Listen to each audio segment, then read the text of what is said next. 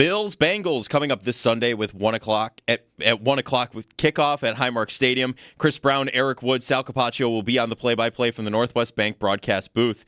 The Bills effectively deleted a player from their roster following the fallout from the Darius Slay waiver claim. Slay's electing not to report as of right now. Jamarcus Ingram, who was waived to make room for Slay, was claimed by the Houston Texans. So the Bills are now down a defensive back in the final few weeks of the season. We did get an updated injury report from practice as well. For the most part, the same as yesterday's, with Joey Bosa, Terrell Bernard, and Joshua Palmer not practicing, and Spencer Brown, Dalton Kincaid, and Deion Dawkins as limited participants. Only difference, A.J. Epinesa popped up, not practicing due to a foot injury. That's your Barnes Firm Injury Report, brought to you by the Barnes Firm. Injured? For help, call 1-800-8-MILLION.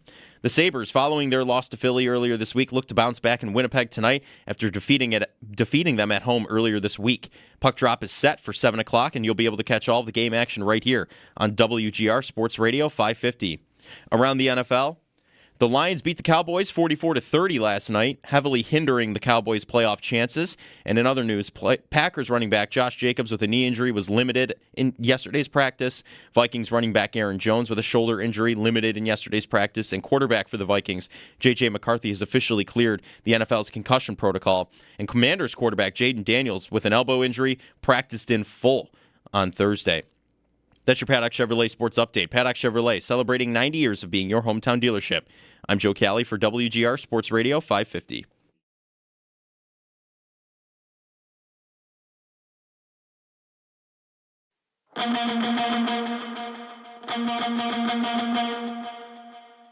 It's all Bills all day. Buffalo Bills Football Friday, exclusively on WGR Sports Radio 550. Brought to you by Northwest Bank. For what's next, get started at northwest.com.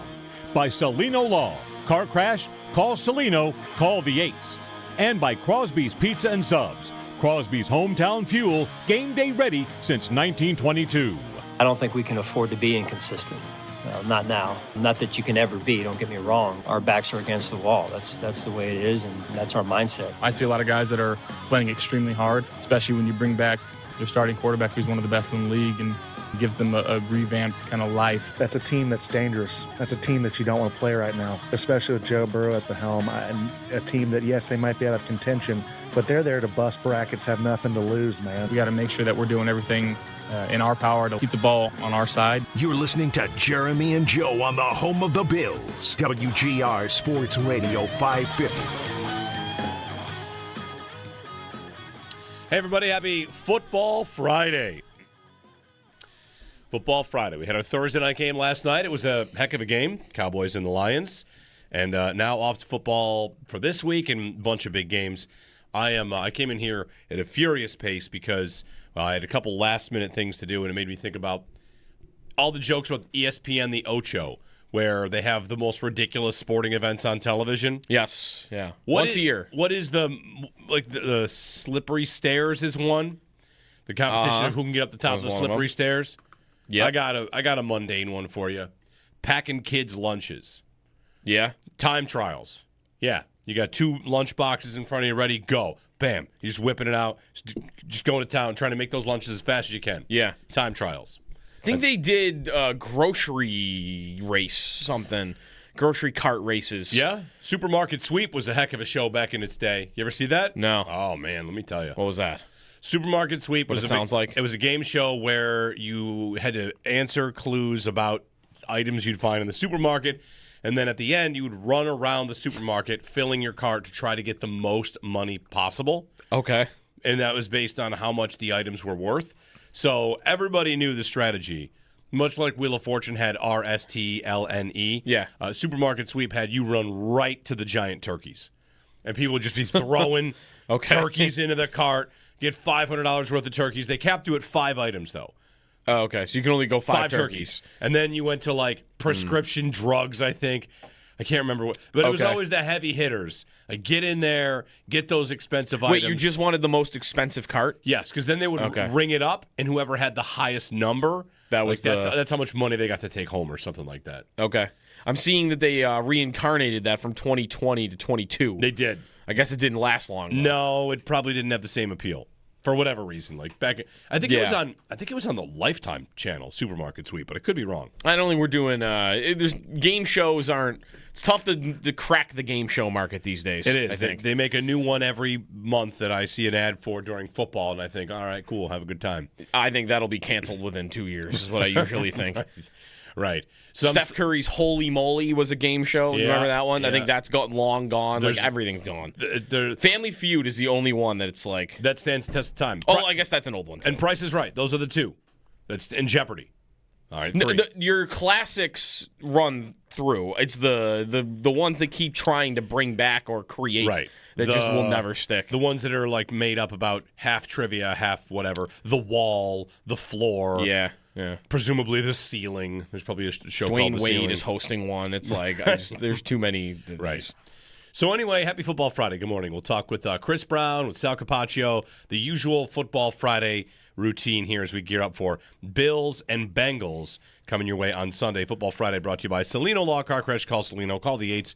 And by Crosby's Pizza and Subs. Crosby's hometown fuel. Game day ready since 1922. Which Pat Hammer just tweeted out. Conditions for this Bills-Bengals game are going to look eerily similar to the 22 playoff game. 29 cold, light snow during the game is what we could be looking at now.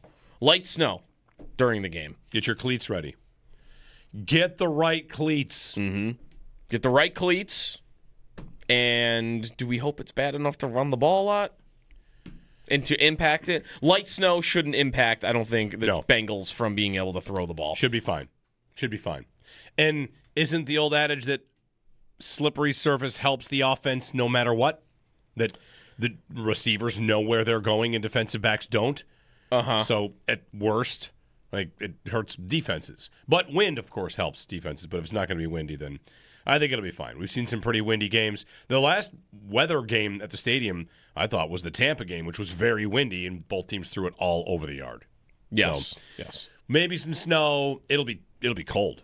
It'll be first real cold game of the year, right? I'm talking cold. We had some wind in the Tampa game, didn't we? Right. But it wasn't freezing. But the temperature, all right, it's 22 as the low. Right now it's 9 degrees in Buffalo. It is cold. It's the when I walk outside in a morning like this, I can feel colors. That's how cold it is. Like the air, I can't explain it.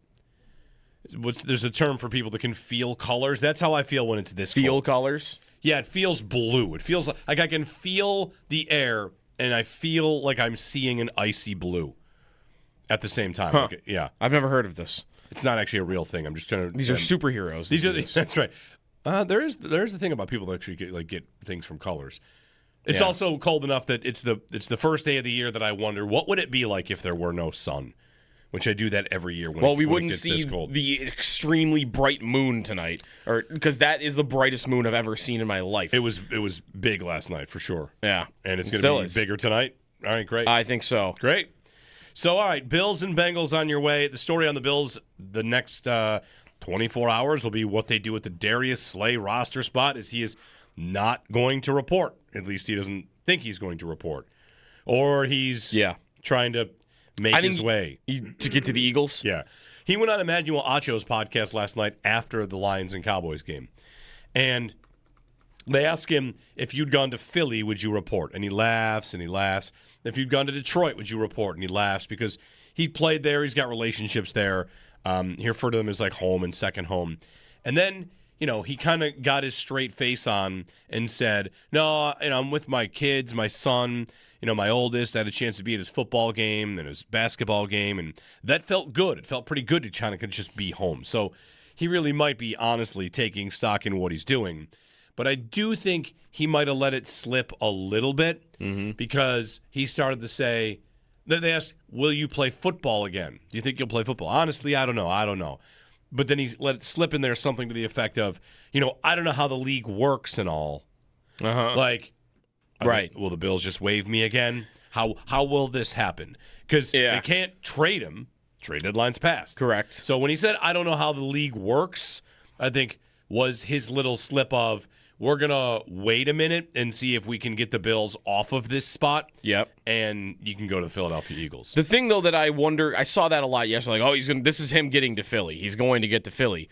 the Bills maintain his rights, and I guess what would they have to gain by releasing his rights at any point so that he could go to Philadelphia? They would have to or gain Detroit. That the agent, player, don't hold a player hostage stuff would not stick to them.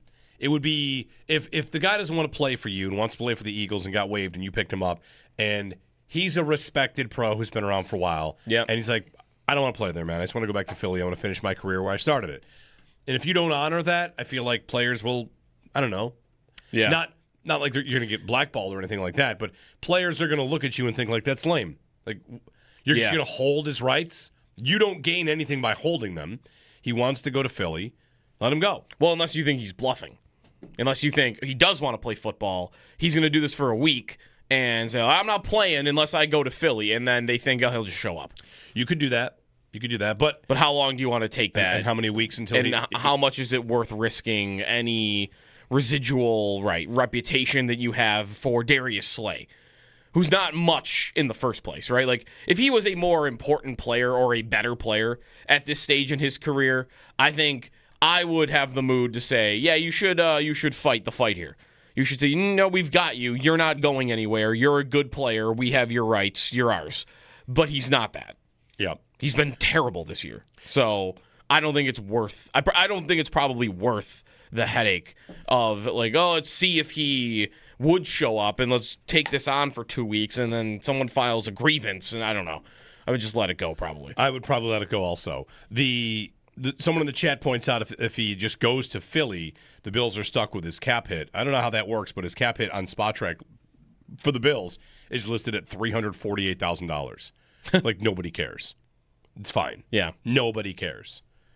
Have Howie Roseman send a gift basket or something. Right. Like, do one of these edible arrangement. Send one of these future considerations NHL trades. Yes. The thing about the whole story is I feel like I'm seeing conflicting levels of Bean has bungled it again because he cost the Bills Jamarcus Ingram, who was a player that if Jamarcus Ingram had been waived for somebody else, I don't think we would have batted an eye.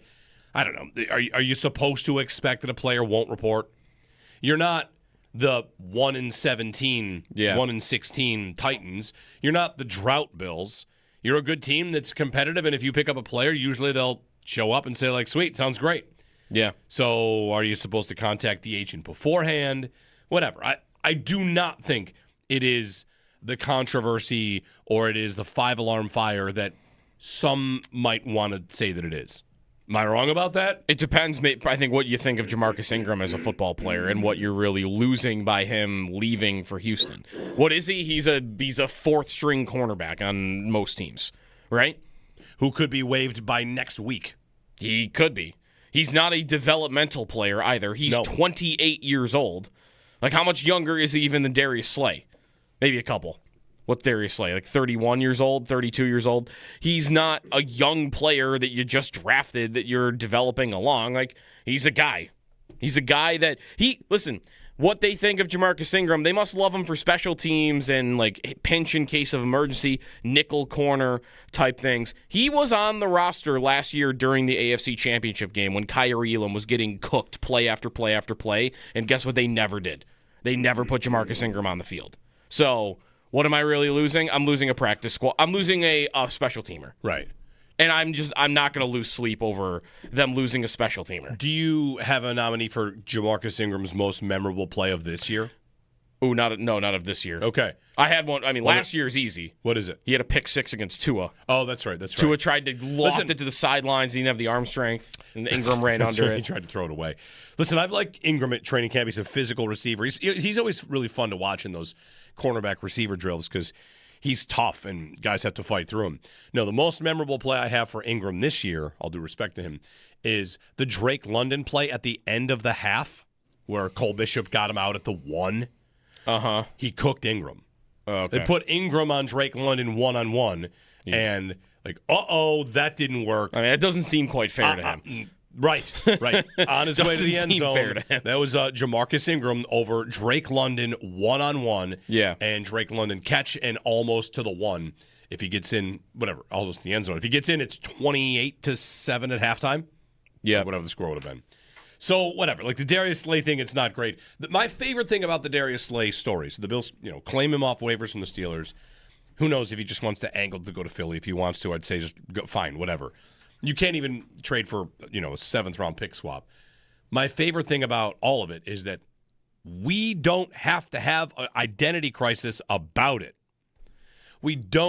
Bean doesn't have to go to the podium and say, I don't like it when people talk bad about Buffalo, right? He doesn't have to do that like he did forever ago when Antonio Brown did what he did. Right. He doesn't have to perform like that. We don't need anything like that because it's just like, oh, all right, he doesn't want to play. Fine. Not worried about it. He's not a starter. He'd be a depth corner with a veteran depth corner. The idea is a fine idea when you're going to the playoffs and you never know if somebody's going to get hurt. If Benford gets hurt at bad times. It's happened to him a couple of years in a row.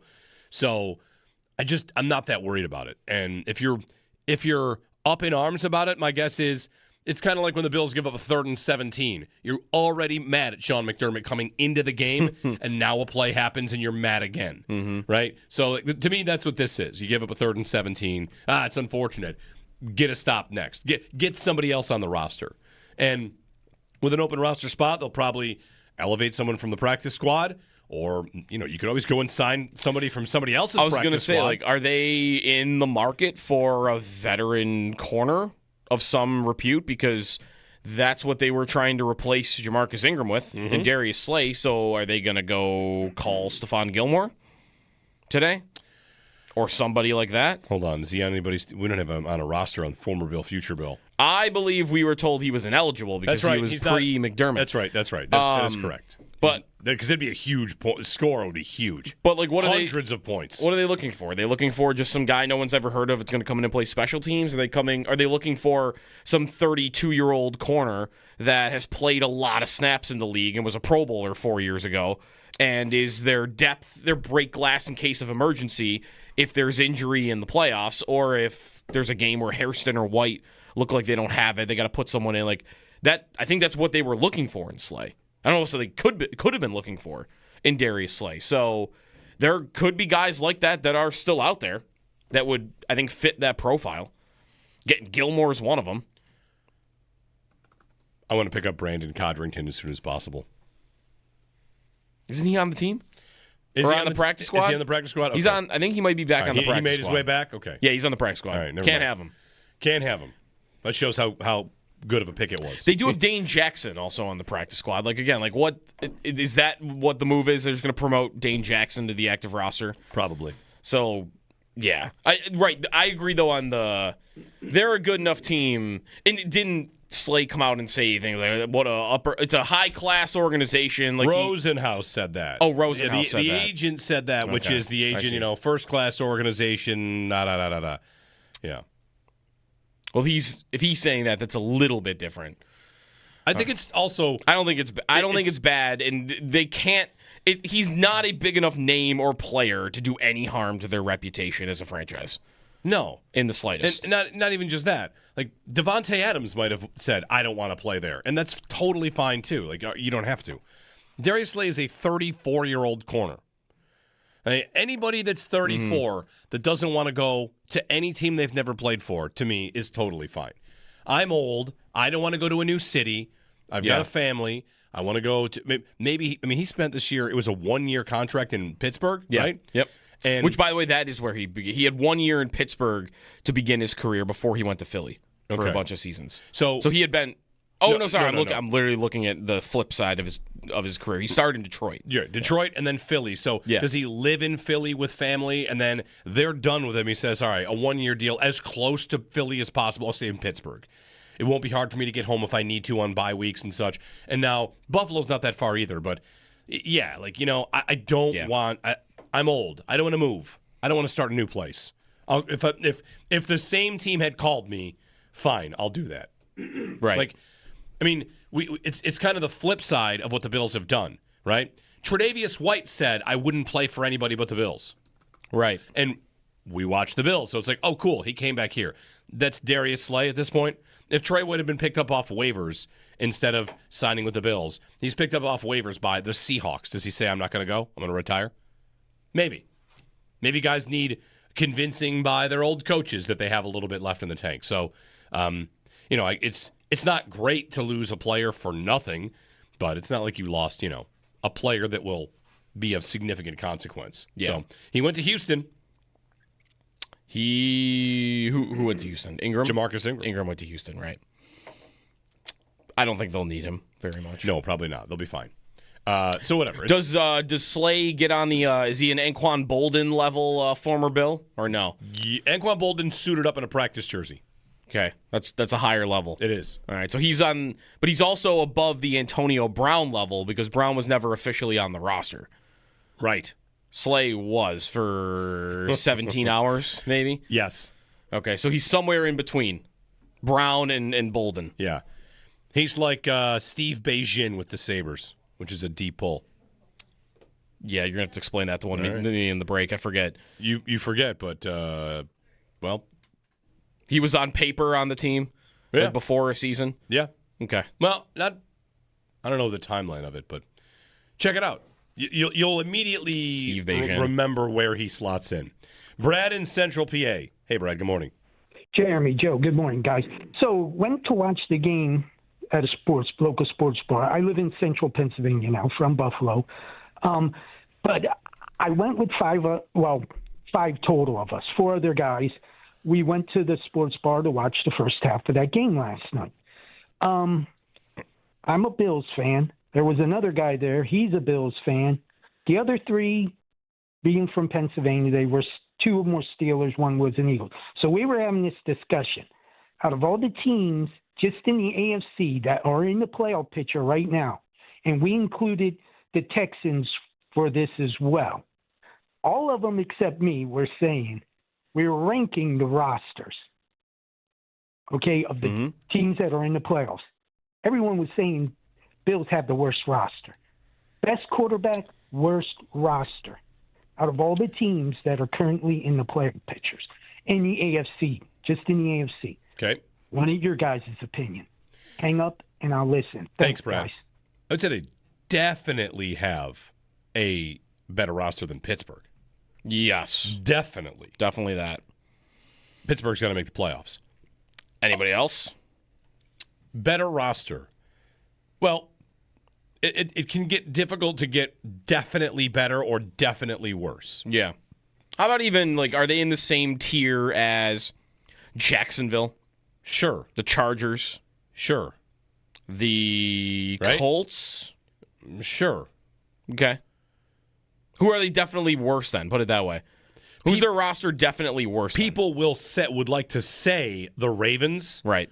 But the Ravens are not putting the roster to really good use right now, and they look like a sloppy team that's imperfect. Yeah. I would say Denver. Inferior roster to Denver, right? Basically, I guess what you could do, the experiment would be, if Josh Allen went to play for every one of these teams, what would their record be? Yeah. And Houston and Denver, you might put them at 17-0. They'd be undefeated. Because the defenses are so good. Right. If you put them on Indy, what's their record? If you put them on New England, what's their record? And New England's, is it the same? New England's might be the same. Yeah, New England would be the team I wouldn't change. Yeah. Listen, it's not. They've got their issues as a roster. I don't think it's a loaded roster. You want to start comparing them to teams in the NFC, you could definitely list some teams off over there that I think are a lot better. The Rams, definitely behind the Eagles, definitely behind. They have a top 10 roster probably, but I mean, who, the Bills? Yeah, right. The thing I wouldn't go that far. That's the thing about rankings, though. You get the top 5, and then 6 through 17 are 0.02 apart of significant differenents. Yeah, the Bills have the best offensive line in football, one of the best, 4 best running backs in football. I mean, I don't know, but there's not much more than that, which is why sure, the quarterback does a lot of heavy lifting for them, which is not rare, and it's not crazy. All right, so we're going the other 52. Where do they rank? Probably in the middle. Yeah, in the middle to even because there would be bad teams that Minnesota's a team where their quarterback is so bad. Where if you put Josh Allen on the Vikings, I think that'd be better than what the Bills currently have. Fair. And there would be other examples like that. Maybe Cleveland is one of them. So I don't know. I don't want to give them too much credit by saying it's a top 10 roster because yes, it's balanced and I guess it's deep, but the lack of star power I think is important. And there are not many other rosters around the NFL where that their next best player is a James Cook or a Deion Dawkins. Like, there are a lot of teams that are going to have a higher level of star around their quarterback. And I think that matters a lot. That's why I wouldn't really want to put them any higher than like middle of the pack as a roster in the NFL for what they currently have. Well, it's important to say, like, anytime somebody says top 10, what they mean is 10th. Yeah. Right? If I say to you, generally, I say to you, I think Jordan Love is a top 10 quarterback. I don't mean he's the best. I mean he's probably like 10th. Right, because if you meant third, you would say top three. Right. Yeah. That's what we do. So I said top 10. I mean, like 10th, which, I mean, you'd struggle to find a better offensive line. That's 5 spots. Yep. Are we going to depth? Count the depth on their offensive line. It's a better roster than the Bengals? Yes. Okay. Maybe. That'll be the balance argument. That's right. Because they've got superstars, and I have depth. Well, if we do the thing, Fantasy Pros is a website. Balance. I subscribe to Fantasy Pros, and they'll break apart your fantasy league. And one of the things they'll do is that you put your whole league in, and they'll tell you of all the teams in your league who has elite players. And some teams have 4 elite players. Mm-hmm. What the Bills have is 1. Yes. 1. Yes, they have 1. And they have like 5 really good players, but no other second elite player, I don't think. Right. Unless you're going to get to Dawkins there. He'd be your best case. Yeah. And Cook. Anyway, thanks, Brad, for the phone call. They're definitely not the worst roster to make the playoffs. Pittsburgh stinks. Pittsburgh's terrible. But I don't think Pittsburgh's going to make it. No. Well, Lamar's on the injury report. Yeah, we'll see what happens this week. And I've got a stat on Lamar to show you that he's still not in a good spot. All year he's been bad. 803-0550, 1-888-550-2550 to join us here on WGR.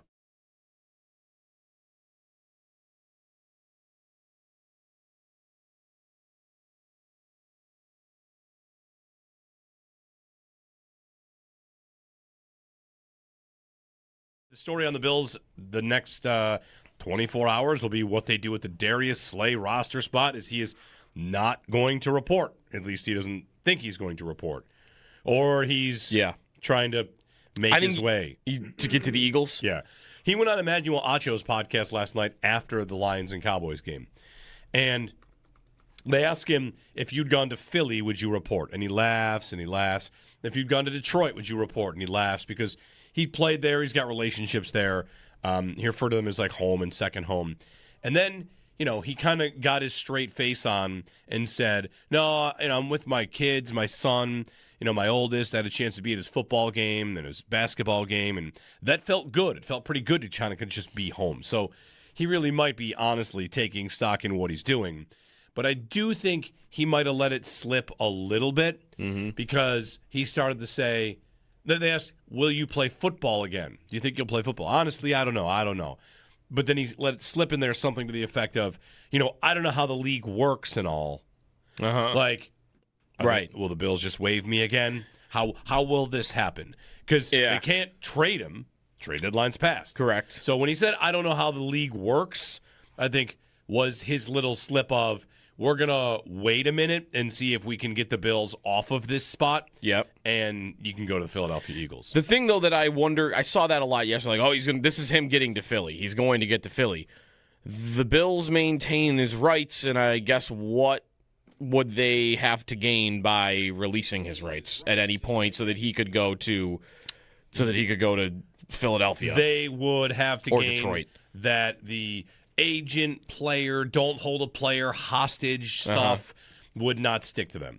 It would be if the guy doesn't want to play for you and wants to play for the Eagles and got waived and you picked him up and he's a respected pro who's been around for a while. Yeah. And he's like, I don't want to play there, man. I just want to go back to Philly. I want to finish my career where I started it. And if you don't honor that, I feel like players will, I don't know. Yeah. Not like you're going to get blackballed or anything like that, but players are going to look at you and think like, that's lame.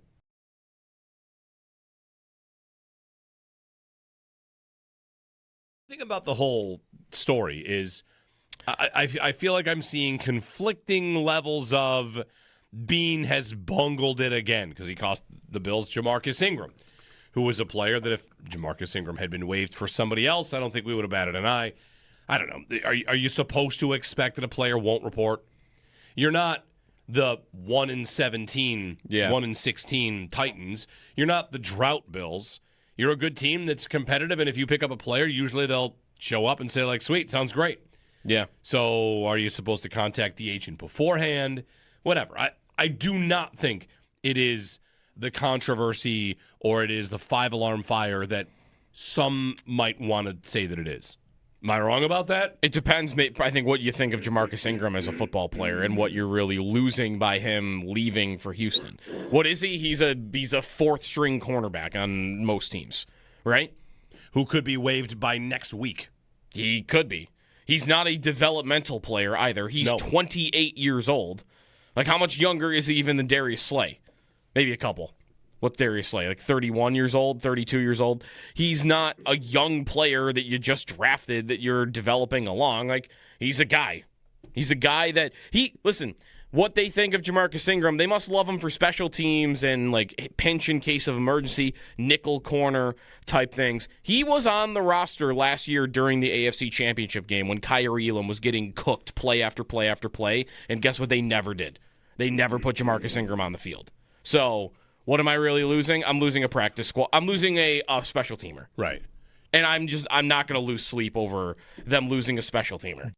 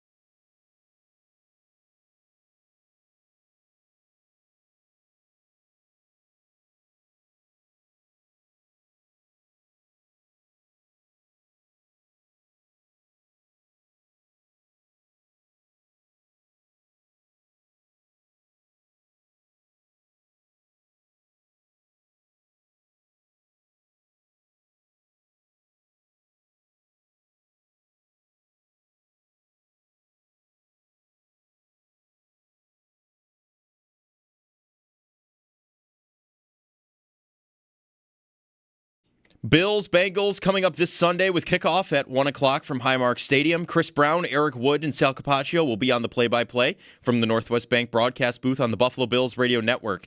The Bills effectively deleted a player from their roster following the fallout from the Darius Slay waiver claim. Slay's electing not to report as of now, and Jamarcus Ingram, who was waived to make room for Slay, was claimed by the Houston Texans. So the Bills are now down a defensive back in the final few weeks of the season. We got an updated injury report from practice as well, for the most part, the same as yesterday's, with Joey Bosa, Terrell Bernard, and Joshua Palmer not practicing, and Spencer Brown, Dalton Kincaid, and Deion Dawkins listed as limited participants. Only difference, A.J. Epinesa did not practice due to a foot injury. That's your Barnes Firm Injury Report, brought to you by the Barnes Firm. Injured? For help, call 1-800-8-million. The Sabres, following their loss to Philly earlier this week, look to bounce back in Winnipeg tonight after defeating them at home earlier this week. Puck drop is set for 7 o'clock, and you'll be able to catch all the game action right here on WGR Sports Radio 550. Join WGR and Bud Light for a Buffalo Football Friday happy hour. Chopin Bulldog will be broadcasting live today from 3 to 7 at Mitchell's Tavern in Tonawanda. You'll also be able to enter for a chance to win a Josh Allen jersey. No purchase necessary. Enjoy another live broadcast coming up at the Draft Room. Bud Light, easy to drink, easy to enjoy. Enjoy responsibly, 21 plus. Those are your Paddock Chevrolet sports headlines. Paddock Chevrolet, celebrating 90 years of being your hometown dealership. I'm Joe Cali for WGR Sports Radio 550.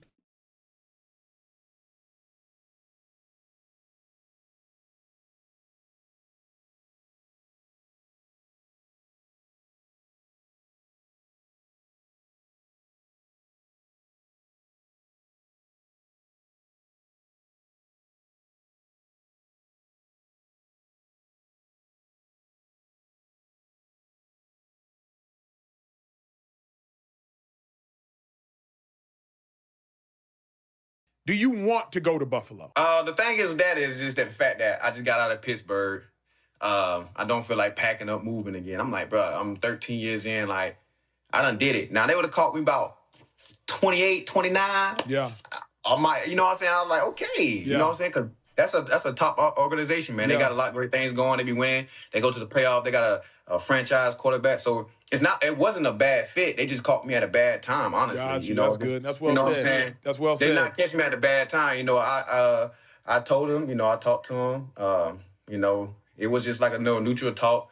But I said, man, you know, hey, man, I'm 34, man. I'm saying, I know y'all be watching tape, but I'm trying to relax with my family and kids. I ain't feel like packing up, moving. And then on top of that, no offense to Buffalo, it's cold as hell. I'm from the South. I was just about to say that. I'm from the South, baby.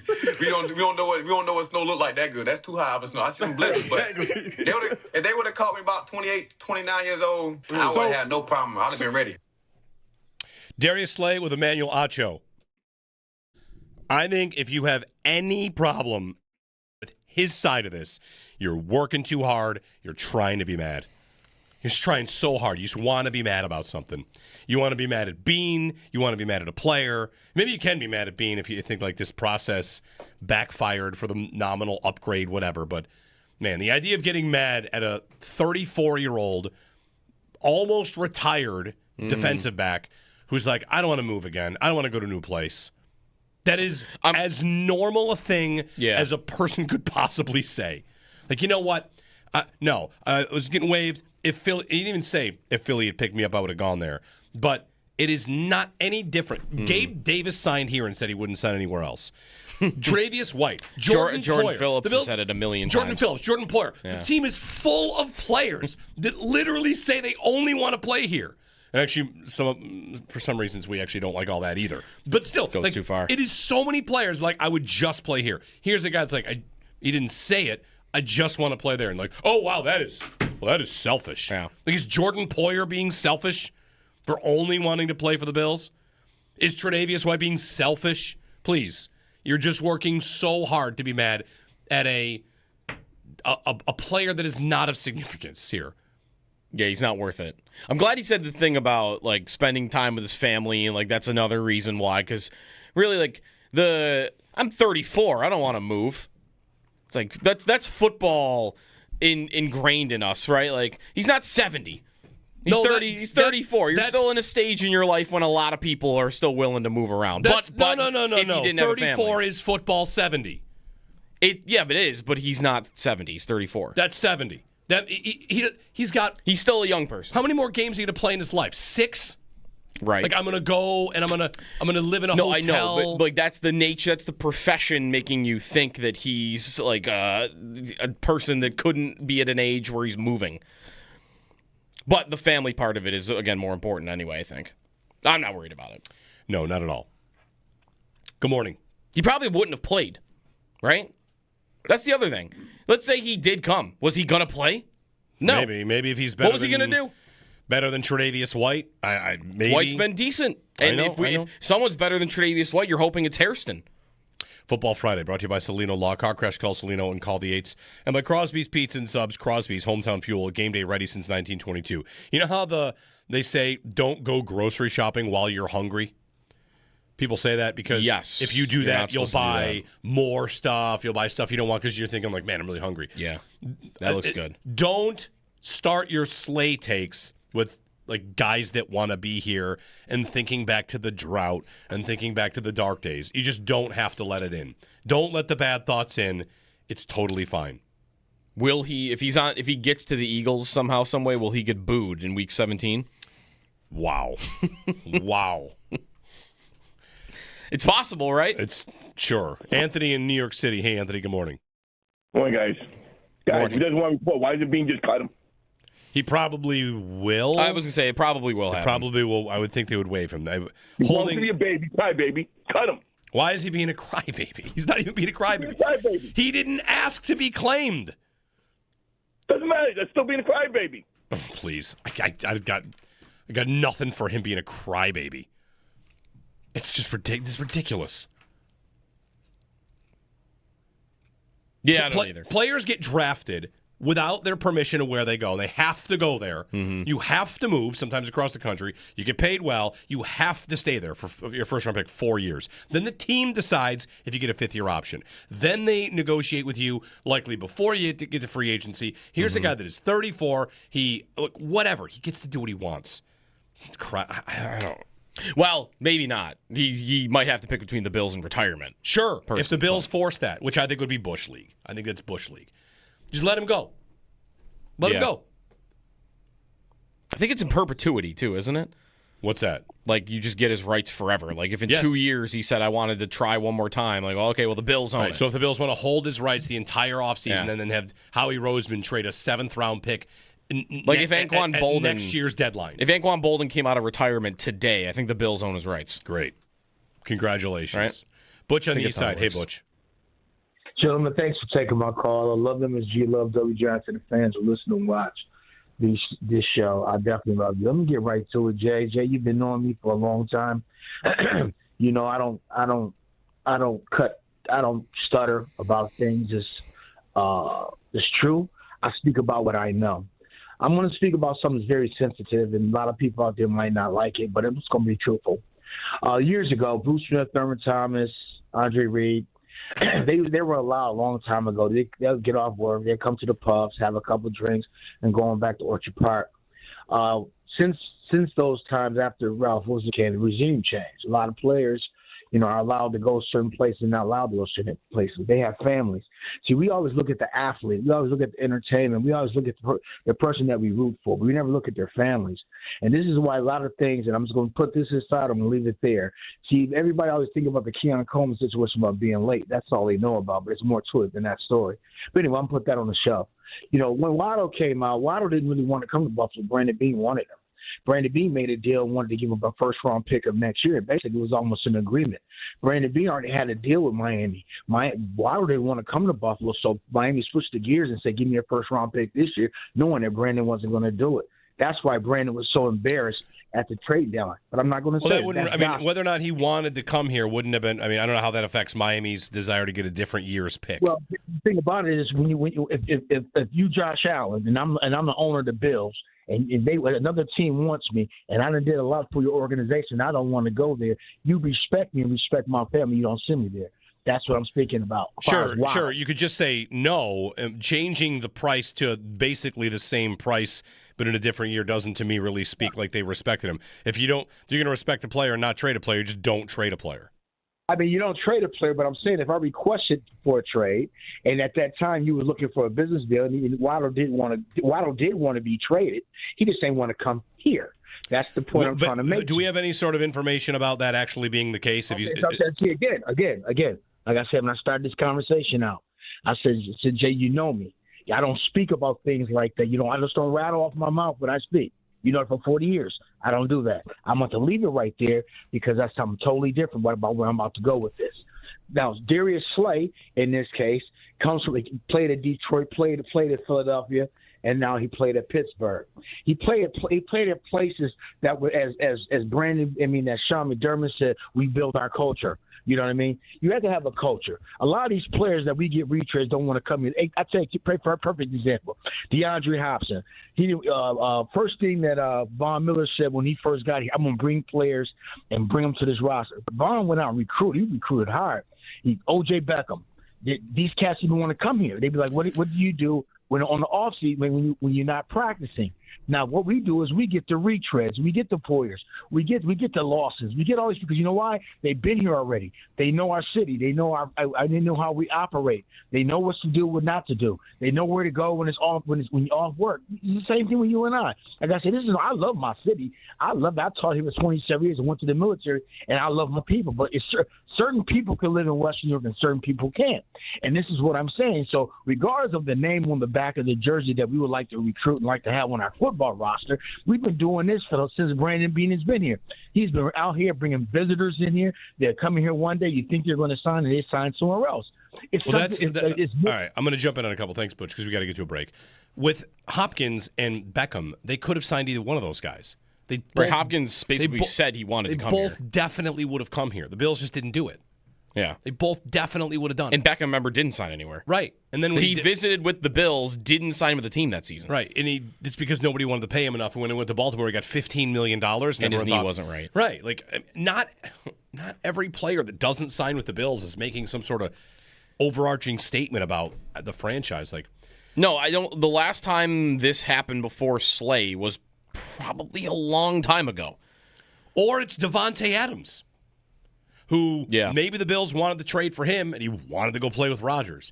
And then he becomes a free agent, and I'm sure the Bills wanted him, but everybody knew he was going to go to L.A. Mm-hmm. And all I want to go for here is, like, there's no reason to have some sort of identity crisis. Backlash identity crisis about any of this. I think every team probably has a guy every 3 to 5 years that says, I don't really want to go there. I think a lot of teams probably have. There was a guy on the Cowboys last year. It's like, I don't want to go to Dallas.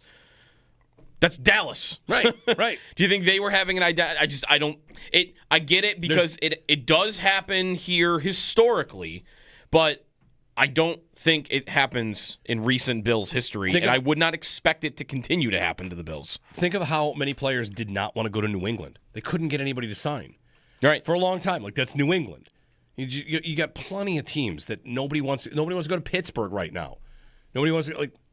Diggs chose to come here. He did. He initially didn't, then said sure. He said, then I'm in. Vaughn chose to, I don't need to go through them all. Ayuk turned down an extension in both Cleveland and New England, right? If you really want to get after this, get after the NHL, where every player wants to leave all the markets that matter. If you really want, that's the one. You want to get after players that want to, whatever. I mean, all right. It's a Football Friday. Let's have a good time. Sal's going to join us. We'll talk about this, what the Bills should do. Of course, they should just let him go do what he wants, not hold his rights. That's my own personal belief, but they'll get to do what they want to do. And the reality is, whichever one they decide, nothing will be different. Slay, this guy that I don't think you have to care about, will either play for the Eagles or not play. Okay. Who's their depth corner right now that would lose his job on the team? I have no idea. Pick up that guy. There you go. Trade deadline move. Yeah. 803-0550, 1-888-550-2550. Many people would say it's another maybe mark against the GM who's not having a great year. If you want to make that larger overarching case, I think you could make that case. But it's just to me, it's a small move. And it definitely didn't go as planned. It's not an ideal scenario. I don't know. I'm not out here to think it means so much about the organization or the city or, anything like that. 803-0550. Happy Football Friday. Football Friday. Bills and Bengals. The Bills will play a team that wears tiger stripes on Sunday. Get excited. Forecast is for 20s, light dusting of snow, snow falling during the game. Yep. Which will be picturesque. And similar to the playoff game. Yes. Jeremy and Joe on WGR. The thing about the whole story is I feel like I'm seeing conflicting levels of Bean has bungled it again because he cost the Bills Jamarcus Ingram, who was a player that if Jamarcus Ingram had been waived for somebody else, I don't think we would have batted an eye. I don't know. Are you supposed to expect that a player won't report? You're not the 1-17, 1-16 Titans. You're not the drought Bills. You're a good team that's competitive, and if you pick up a player, usually they'll show up and say, like, sweet, sounds great. Yeah. So are you supposed to contact the agent for FanDuel Sports? Whatever. I do not think it is the controversy or it is the 5-alarm fire that some might want to say that it is. Am I wrong about that? It depends, I think, what you think of Jamarcus Ingram as a football player and what you're really losing by him leaving for Houston. What is he? He's a fourth-string cornerback on most teams, right? Who could be waived by next week. He could be. He's not a developmental player either. He's 28 years old. Like, how much younger is he even than Darius Slay? Maybe a couple. What's Darius Slay? Like 31 years old, 32 years old? He's not a young player that you just drafted that you're developing along. Like, he's a guy. He's a guy that listen, what they think of Jamarcus Ingram, they must love him for special teams and like pinch in case of emergency, nickel corner type things. He was on the roster last year during the AFC Championship game when Kyrie Elam was getting cooked play after play after play, and guess what they never did? They never put Jamarcus Ingram on the field.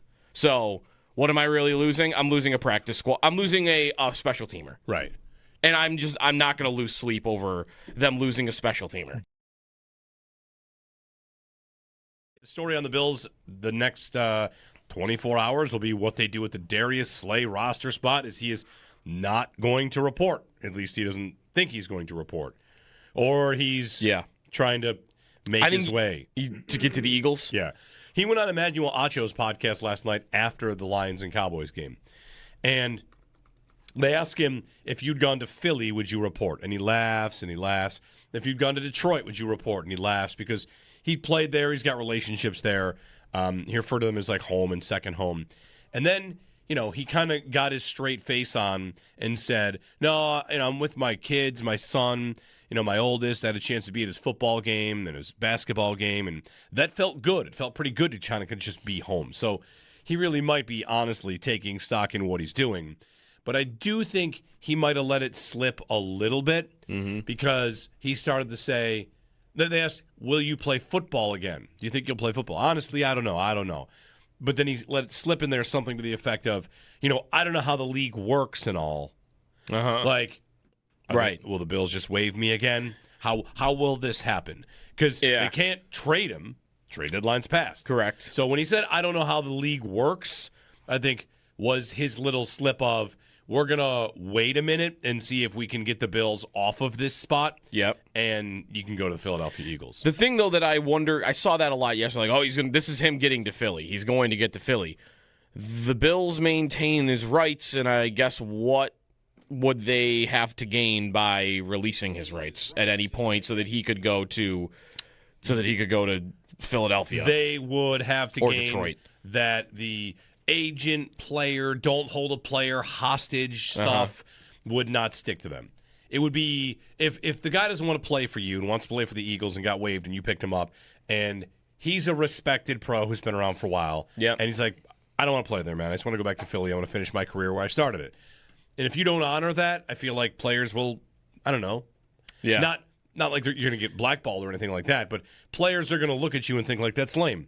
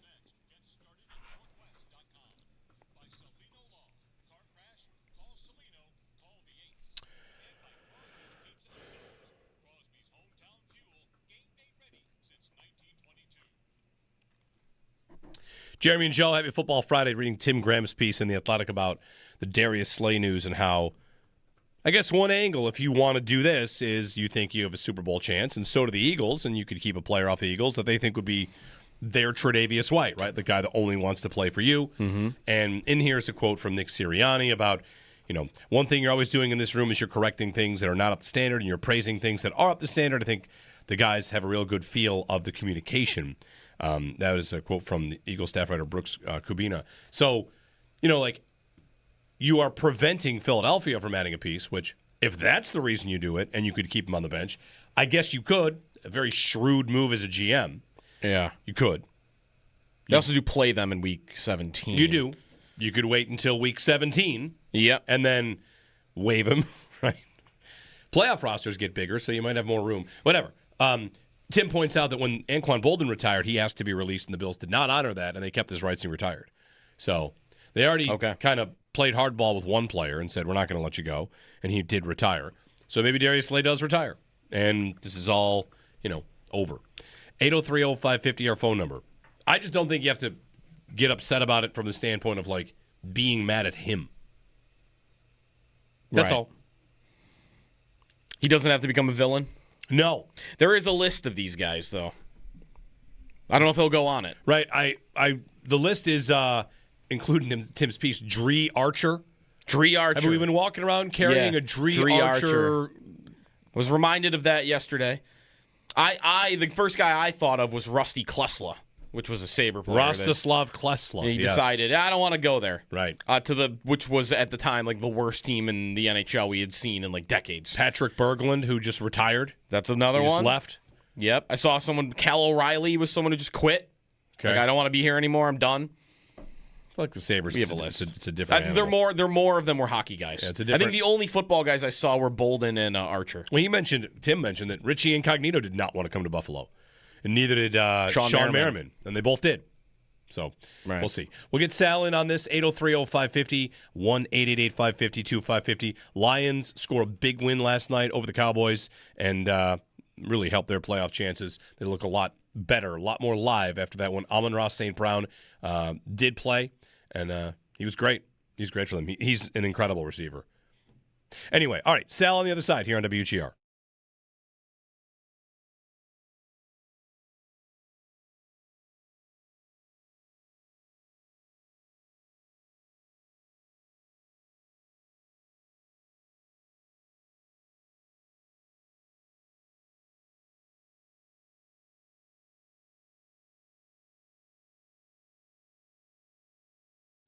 I think if you have any problem with his side of this, you're working too hard, you're trying to be mad. You're just trying so hard. You just want to be mad about something. You want to be mad at Bean. You want to be mad at a player. Maybe you can be mad at Bean if you think this process backfired for the nominal upgrade, whatever. But, man, the idea of getting mad at a 34-year-old, almost retired defensive back who's like, I don't want to move again. I don't want to go to a new place. That is as normal a thing as a person could possibly say. You know what? No, I was getting waived. If Philly, he didn't even say if Philly had picked me up, I would have gone there. But it is not any different. Gabe Davis signed here and said he wouldn't sign anywhere else. Tre'Davious White, Jordan Phillips has said it a million times. Jordan Poyer. Yeah. The team is full of players that literally say they only want to play here. And actually, for some reasons, we actually don't like all that either. But still, it goes too far. It is so many players I would just play here. Here's a guy that's he didn't say it. I just want to play there. And oh, wow, that is selfish. Yeah. Is Jordan Poyer being selfish for only wanting to play for the Bills? Is Tre'Davious White being selfish? Please. You're just working so hard to be mad at a player that is not of significance here.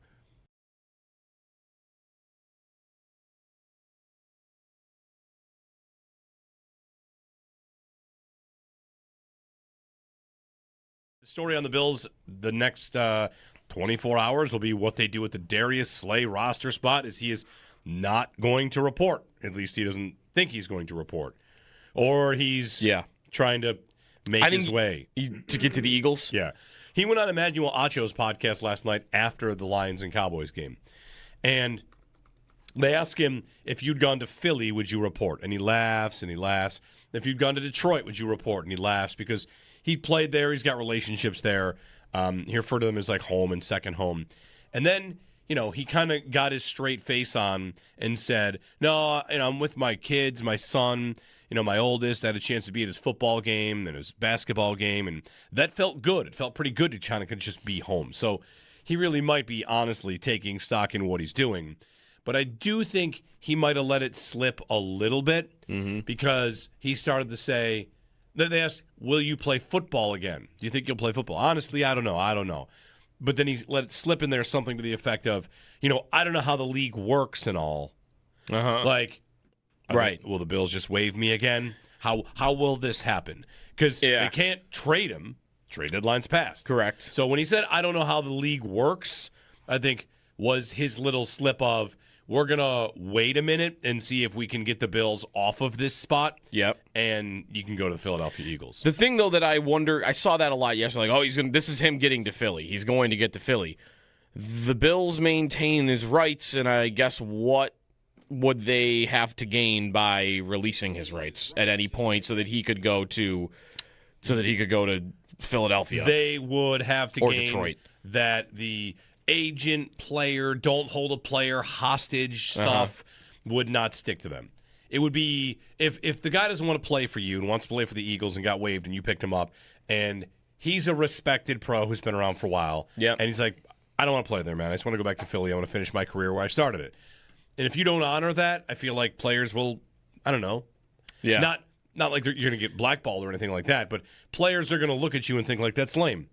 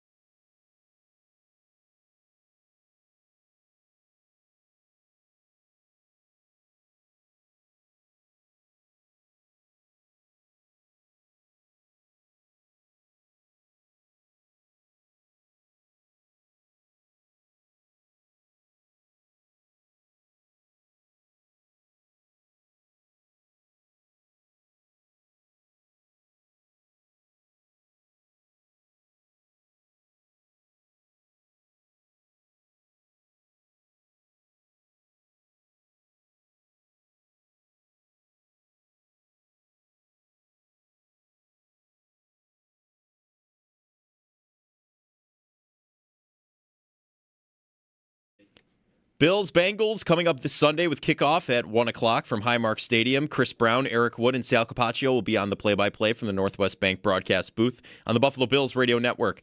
The Bills effectively deleted a player from their roster following the fallout from the Darius Slay waiver claim. Slay's electing not to report as of now, and Jamarcus Ingram, who was waived to make room for Slay, was claimed by the Houston Texans. So the Bills are now down a defensive back in the final few weeks of the season. We got an updated injury report from practice as well. For the most part, the same as yesterday. Only difference, A.J. Epinesa popped up not practicing due to a foot injury. That's your Barnes Firm Injury Report brought to you by the Barnes Firm. Injured for help, call 1-800-8-million. The Sabres, following their loss to Philly earlier this week, look to bounce back in Winnipeg tonight. Puck drop set for 7 o'clock, and you'll be able to catch all of the game action right here on WGR Sports Radio 550. And around the NFL, The Detroit Lions beat the Cowboys 44-30 last night, heavily hindering the Cowboys' playoff chances. Join WGR and Bud Light for a Buffalo Football Friday happy hour. Chopin Bulldog will be broadcasting live today from 3 to 7 at Mitchell's Tavern in Tonawanda. You'll be able to enter for a chance to win a Josh Allen jersey. No purchase necessary. Enjoy another live broadcast coming up at the Draft Room. Bud Light, easy to drink, easy to enjoy. Enjoy responsibly, 21+. That's your Paddock Chevrolet Sports Update. Paddock Chevrolet, celebrating 90 years of being your hometown dealership. I'm Joe Cali for WGR Sports Radio 550.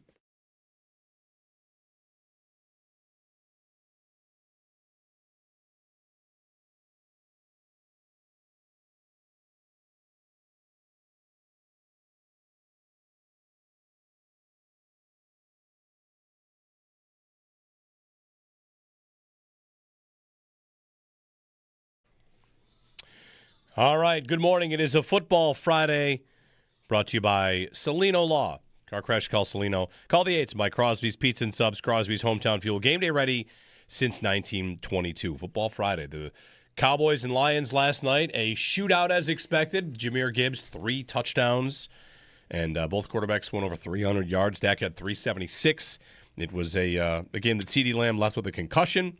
Amon-Ra St. Brown played after not being able to walk like 5 days earlier. Yep, and he had looked like 6 catches. Perfectly fine. Yeah, he was great. It was a good game. Anyway, on to the Bills and Bengals, and joining us on the Western Hotline is Sal Capaccio. We'll get to Bills and Bengals and all this, this mess with Darius Slay. Sal, I don't know if you've been up and listening and what your take on it is. There's the actual transactional nature of what's going on, and then there's the reaction to it, so we can kind of get to all of it. But the Bills place a waiver claim for Darius Slay. He says he's not going to report. Drew Rosenhaus issues a statement saying that, world-class organization like the Bills, he's honored to have been claimed. He's going to take some time to think. Slay then goes on the Emmanuel Acho podcast last night and says that, he got home and it was nice to see like one of his son's games or practices. It was nice to be home. He's going to take some time. And when pressed, would you go to Philly? Would you go to Detroit? I think it was quite clear he would consider going back to a team he'd already played for and that he might not be willing to come to Buffalo. So on the Bills side of this, what do you think their move from here will be? Will it be to just let him retire or play for us? Or will it be to say, like, all right, then fine, go where you want to go? Okay, good morning. A lot going on here. Right. First, want to say, it's not, surprising totally, because I understand that most people don't, but I think one of the biggest things that's happened with me over the last 24 hours with this, or if you want to, whatever the time period was, is how many people don't understand the rules, right? And it's okay. That's fine. But, there are many things and people and questions out there about why didn't the Bills know this, do this, talk to him, all that kind of stuff. So first, maybe we should just kind of walk through how it worked. Can we do that for a second? Yeah, right? Let's do it. Okay. So before the trade deadline, which happens in early November, if a player is released who has more than 4 years experience, he's simply a free agent. There are no waivers. He just can sign with whatever team he wants. He's been in the league 4 years. Any player released under 4 years is always subject to waivers in the NFL. What are waivers? Waivers mean that player is put on a list that says he's out there and any team can put a claim in on him. Before the trade deadline, essentially, or before it's week 5, I believe, that order of claiming is last year's draft order. So up until end of September, early October, it's okay, Tennessee Titans would have the first choice, whatever, all the way down to the Philadelphia Eagles. And if multiple teams put a claim in, that team gets the player. Once you get to week 5, it flips to the current order of standings for how the order of waiver claims. So right now it would be, I think, the Titans again, honestly, to be honest with you. You know what I mean? All right. Once you get to the trade deadline and it passes, every player, no matter how long you've been in this league, is subject to waivers. And that is to prevent, wink, wink, hey, we'll release a guy. Can you give us compensation? You can't do that, right? Guy's going to get released. Any team can claim him. Kind of prevents some shenanigans from happening. So we are past the trade deadline.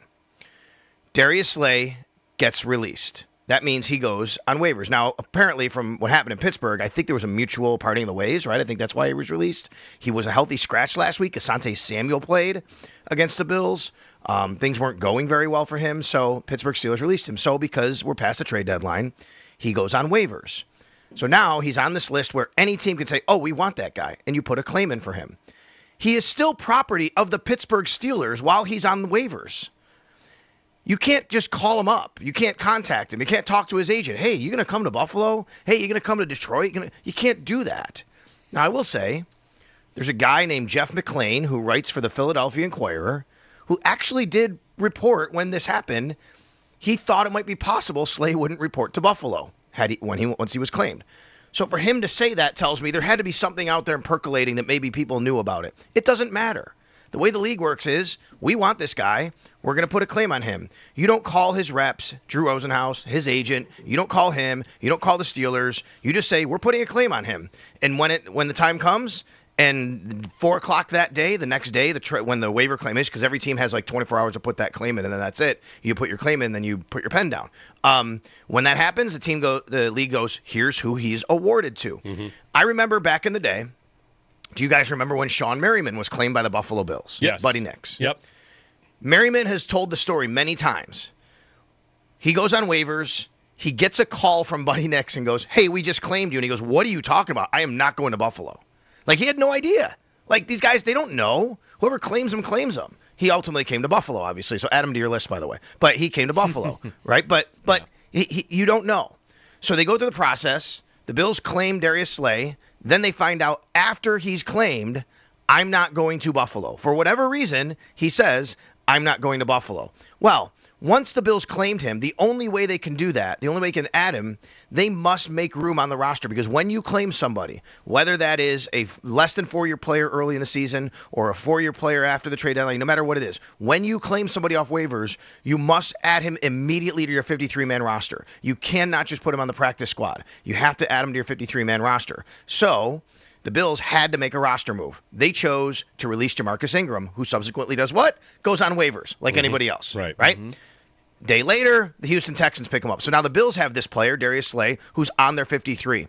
The Texans have this player, Jamarcus Ingram. That's it. They're on the roster. It does not matter. Okay, what any of them think about where they're going, what they're doing, no matter. They're on the roster. Okay, your question to me is, okay, now the guy says, I'm not coming to Buffalo. What do you do? Well, until there's a resolution, he stays on the 53-man roster. But those resolutions can include the Bills saying, fine, we'll just waive you. Then he'd have to go through waivers again. Mm-hmm. Guess what? 25 other teams can claim him before the Eagles as well. Right. Anybody can do that, right? And maybe they won't because they know that he won't go there, but they could do that, and he'd be in the same situation. The most likely outcome here for me is there is what's called a reserve did not report list. Now, generally, that is reserved for people who don't report to training camp, contracts, holdouts, and the team goes to the league and says, hey, this guy's not there. We can't do anything about it. We need the roster spot, and the league has to give you an exemption to put him on a did not report list. And you have to clear that. So to me, I believe the only thing is I don't know the time period yet on when that can happen, right? Is that a day? Is that a week? Whatever it is, there is something called a did not report list that I would say eventually he'd probably go on that. That would mean he's on their team just like an injured player. Reserved injured, reserve physically unable to perform, reserve did not report, reserve retired. It's all the same. All it is a guy who's your property, but he's not counting on your 53. That seems like it's the most likely outcome at this point, at least in the interim. And when that happens, if that happens, then that will open up another spot on the 53-man roster, which the Bills could sign somebody. But he is still their property, and they don't have Jamarcus Ingram on the team. It's all good info. The only follow-up I have, do you know, like, what's the amount of time between the league tells you, hey, you were awarded this player, like, okay, what's your move? Like, do you have to tell them immediately, or would they, I guess, have had hours a day, like, to figure out that he wasn't coming and not make a move? I was going to say, is it just like fantasy where you click the drop-down menu of the player? Yeah, like you're going to drop Jamarcus Ingram. Right, like, so they would know who you would drop? Yes. Corresponding. You know why? You know why I know that? Yeah. Because it all happened in real time. Yeah. Right. Like, we got an alert that said the Bills have now obviously you guys know that it gets reported, right? Okay, he was claimed by the Bills. Remember that came out, like all these reports, he was claimed by the Bills, right? Yep. Well, when it was made official by the Buffalo Bills, it was the Bills have claimed him and released Jamarcus Ingram. When it's on the transaction wire, that's the key. Gotcha. It's got to be on the same transaction day. Gotcha. So all it's right. immediate. So yes. All right, so that's the transactional side of this. Let's the the player side of this, do you feel like, because I end up feeling like as you lay that all out, how that plays out, there's people that are really mad that I think are kind of just, they want to be mad about this. Like, is it unfortunate and less than ideal and it cost the Bills a player? Yeah. But this idea that, like, Brandon Beane dropped the ball, I mean, I've got my criticisms of Brandon Beane, and this really isn't one of them. If you want to say they shouldn't have taken a risk, I guess. I don't know why I wouldn't have thought the player would not report. To me, I don't know. Like, if they want to play hardball and keep him and force him to retire or be a Bill, they could do that. Or if they want to waive him, they could do that. Ultimately, we're talking about, I don't know, the last spot on the roster. And to me, it's I want to make sure I don't get too fired up about it. I understand that. I don't like the fact that they lost a player like Jamarcus Ingram, who's a valuable depth piece who can play 3 different positions. I mean, the guy can play outside corner, he can play nickel, he can play safety. Okay? Now, I say that because I think that he's a valuable depth piece. I'll also tell you, the Bills knew when they released Jamarcus Ingram what the risk was, right? Like, they knew that. It wasn't like, so to me, it's like they, in some way, it was calculated, okay, like, we could lose this player, and they had to be on some level okay with that. Because when you put a guy like that on waivers, you know another team can scoop him up. What hurts a little more is he goes to a conference rival who you might wind up playing in the playoffs, by the way, right? The Houston Texans, right? So I do get that. You guys know, I mean, I've been a Jamarcus Ingram fan and supporter for several years. I've always said, I think this kid can play. His rookie year, he's on the practice squad. I'm like, I think this kid might be somebody who can help. And then he starts to show up his second and third year. It hasn't been as much. He's been a healthy scratch. So he is. He's the bottom of the roster. You're right about that. At the end of the day, most bottom of the roster guys are guys that are kind of interchangeable, right? But in this case, I thought this was a player. The Bills only have 3 outside corners on their roster right now. That is Max Harrison, Christian Benford, and Tre'Davious White. He's the 4th. Darius Slay would have been the 4th. I mean, he is now, but Jamarcus Ingram was the 4th outside corner. He wasn't playing. When he did play, he played special teams. Guys like that are replaceable, let's be honest, right? We know that. Mm-hmm. I don't like the fact that happened, that the Bills lost him, because now you kind of essentially lost him for nothing. But I also say, of all, like, the Bills, what couldn't have been a complete shock that they would lose him. So they had to be, like, calculated, okay, what if we lose Jamarcus? We have to be willing, to understand that that's going to happen. Yeah. I thought, hey, if he cleared waivers, he would come back to the practice squad. Who knows if that's the case? And the Bills can, by the way, they do have Dane Jackson on their practice squad, a veteran. He's elevated twice so far. Mm-hmm. They can elevate him once more. They can also sign him to the 53 to replace Jamarcus Ingram. I know he doesn't, he's not the versatile kind of guy that Jamarcus is, but, that's the case there. So I think roster-wise, right. If you want to get really upset that they lost Jamarcus Ingram, I get it.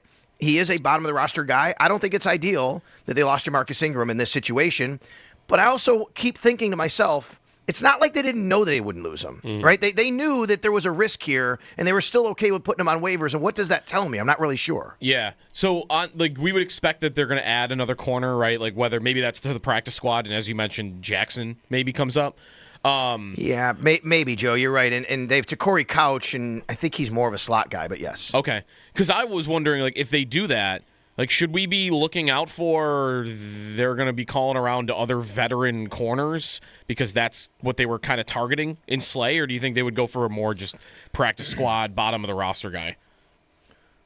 Good question. It feels like they wanted a veteran corner here. That's the other part of this. Like, yeah, what did they want in the first place with Slay? That's right. Because it was surprising, I think, to everybody that they were even after it. Exactly right, Joe. Like, I still wonder, like, what was the role Darius Slay was going to play? Why did they want Darius Slay? Is it possible they claimed him to keep him away from the Eagles, a team that they're going to play in a few weeks, who right now every win for the Bills is critical? It's possible. I don't know if I want to go that far, considering that at the expense of losing Jamarcus Ingram, do you make a play like that? You know what I mean? I'm not really sure. But it is possible. It's also really possible, guys, that they saw what happened in the AFC Championship game last year. Christian Benford goes down, and they'd have put Kyer Elam in. Now, a lot of us said maybe they should have put Jamarcus Ingram in. It wasn't where he worked maybe all week in practice, but maybe that would have been a better option. But the options weren't great. You put a guy like Darius Slay on this roster, he's available for you make him available for for that critical game. Maybe something happens in your secondary, you feel a little better at least about having a veteran cornerback there, right? I mean, I just think it's the time of year where you probably start thinking about things like that. Sal Capaccio, let's get to the injury report, Sal. We've got some stuff for, of course, the Bengals game. And the Barnes Firm injury report brought to you by the Barnes Firm. Injured for help, call 1-800-8-million. We've got players that are working their way back. Deion Dawkins in concussion protocol for a little while here. T. Higgins was a full participant, I think, from what I saw at Bengals practice, so he's tracking to be on the right track. What's the latest on Dawkins from practice, and also Dalton Kincaid with his new knee brace? Yeah, so Deion Dawkins is progressing through the protocol, which is nice. He did speak with the media yesterday. He said, obviously, he hasn't missed much time in his career, and it's been tough, but he's got a lot of faith in everybody that he went through all this, and he said it was hard to go through it, but he's on the right track, it feels like, and hopefully, for his sake, he'll be on the field and he's okay. But he is progressing. He was in a blue jersey yesterday, which is good. Not a red non-contact jersey. Still listed as limited. Same with Spencer Brown. Different deal though. If Deion's cleared, he's cleared. He plays, right? A concussion, you get cleared, you play. Spencer Brown might come down to, do they want to put him on the field yet? What's the risk of getting re-injured? What's the risk of, long-term here? He has a shoulder injury. He was in a regular blue jersey, limited. He was wearing a large, brace or wrap up on his shoulder area. So we'll see about that, but he was limited. And then with Dalton Kincaid, yes, he showed up, as you guys know, on Wednesday with hamstring/knee. He did practice yesterday. He's practiced twice now, limited both days. And he does have he did have a knee brace on the left knee yesterday. I put some video out. You can see that. Now, I guess the question would be, did he re-injure the knee that, he's had an issue with? Or could it simply be they're maintaining and managing the knee as he goes through the hamstring because he's back, to working, and they want to make sure? It could very well be that as well. I'll ask Sean McDermott about that today when he joins me on the Extra Point Show. But he did practice yesterday, and he had a blue jersey on, so I think that's encouraging. What's also interesting, and maybe not as encouraging, is A.J. Epinesa did not practice yesterday with a foot injury. When we went out there, he wasn't on the injury report on Wednesday. We go out there yesterday, guys. He's standing around the street clothes. He's watching. Now, the fact that he was still out there watching is good. A lot of times if something happened, a guy wouldn't be if it happened in immediate and he had to get treatment. So, again, we'll see. The fact that he wasn't listed at all on Wednesday, I'm not sure if that means anything happened at practice or not. You know what I mean? It could have been something off. It could have just been, I don't know, just a foot issue that popped up that, maybe something bothered him. But, again, we'll see about all these kinds of things when I talk to Sean McDermott. 2 DMPs in a row for Josh Palmer, by the way.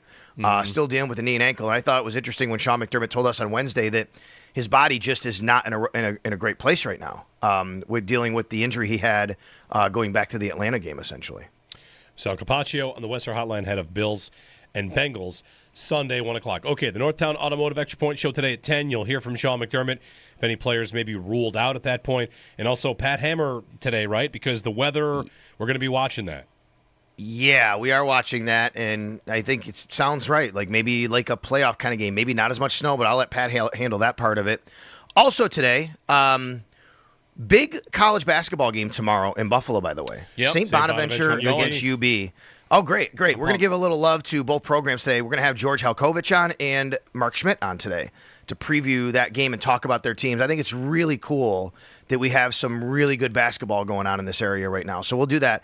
Yeah, it's a Buffalo Football Friday, but, man, we got hockey. I'm going to effort to get Paul. We'll see if we can do that. And, obviously, we have some college basketball, so we're going to do it all today. Yeah, 8-1 versus 8-0, I think. Tomorrow. Yeah, that's great, man. This is really, really fun. Really, really cool. And how about, not for nothing. I didn't see if they won or lost the last couple of days, but Canisius won 3 games last year. They're already 4-4 through their first 8 this year. Yeah. You know what I mean? They're stepping up too. So I think it's pretty cool to see a little resurgence of the college hoops here in the area. Very good. Thanks, Sal. You got it. Sal Capaccio on the Western Hotline. It is Buffalo Bills Football Friday, brought to you by Salino Law. Car crash, call Salino. Call the 8s, and by Crosby's Pizza and Subs. Crosby's Hometown Fuel. Game day ready since 1922. Give us a ring. We got time for you. Bill, how about a Bills-Bengals prediction? Give us the game script. What's going to happen? How it's going to get played out. We'll give you ours when we get back as well on a Football Friday here on WGR.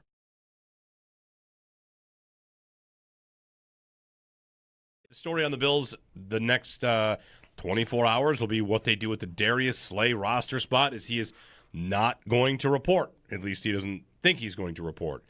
Or he's trying to make his way. To get to the Eagles? Yeah. He went on Emmanuel Acho's podcast last night after the Lions and Cowboys game. And they asked him, if you'd gone to Philly, would you report? And he laughs and he laughs. If you'd gone to Detroit, would you report? And he laughs because he played there. He's got relationships there. He referred to them as like home and second home. And then he kind of got his straight face on and said, no, I'm with my kids, my son, my oldest. I had a chance to be at his football game and his basketball game, and that felt good. It felt pretty good to kind of just be home. So he really might be honestly taking stock in what he's doing. But I do think he might have let it slip a little bit because he started to say, they asked, will you play football again? Do you think you'll play football? Honestly, I don't know.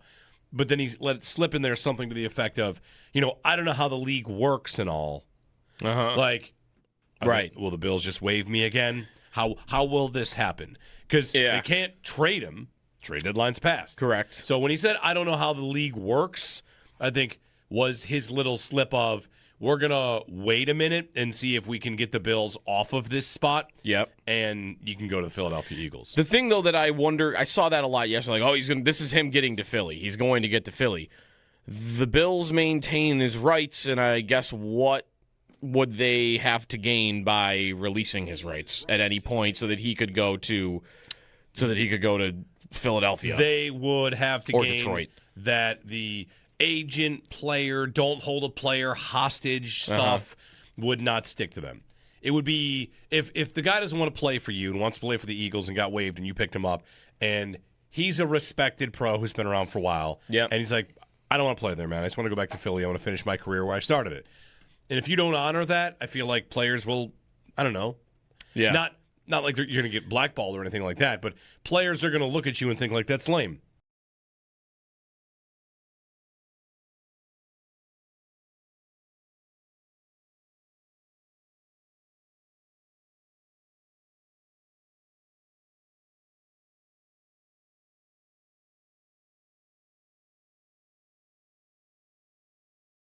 I think if you have any problem with his side of this, you're working too hard, you're trying to be mad.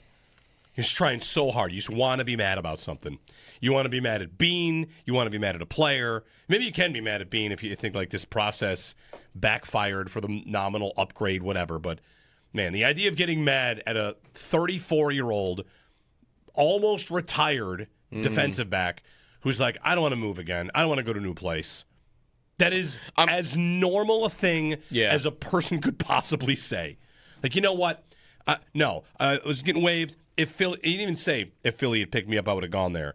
But it is not any different. Gabe Davis signed here and said he wouldn't sign anywhere else. Travius White, Jordan Poyer. Phillips has said it a million times. Jordan Poyer. Yeah. The team is full of players that literally say they only want to play here. And actually, for some reasons, we actually don't like all that either. But still, it goes too far. It is so many players like, I would just play here. Here's a guy that's like, he didn't say it. I just want to play there. And like, oh, wow, that is selfish. Yeah. Like, is Jordan Poyer being selfish for only wanting to play for the Bills? Is Tre'Davious White being selfish? Please. You're just working so hard to be mad at a player that is not of significance here.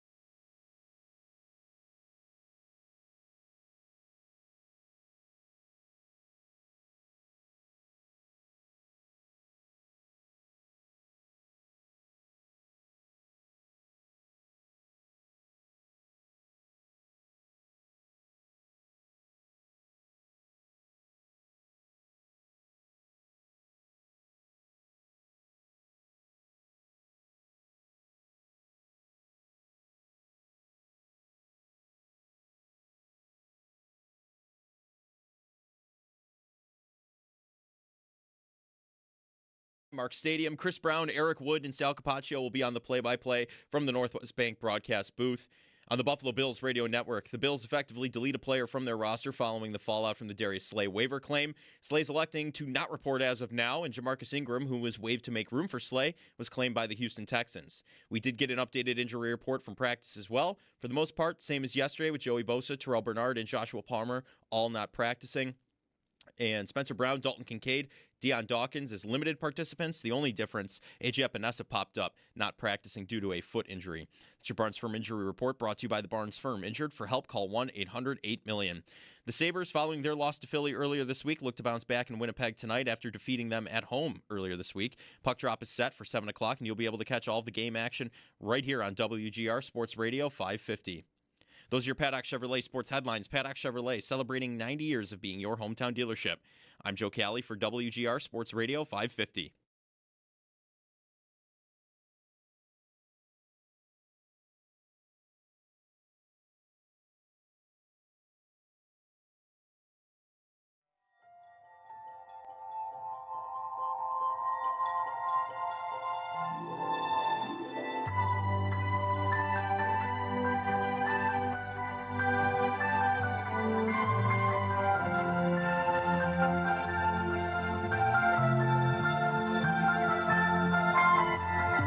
The theme song to a great movie.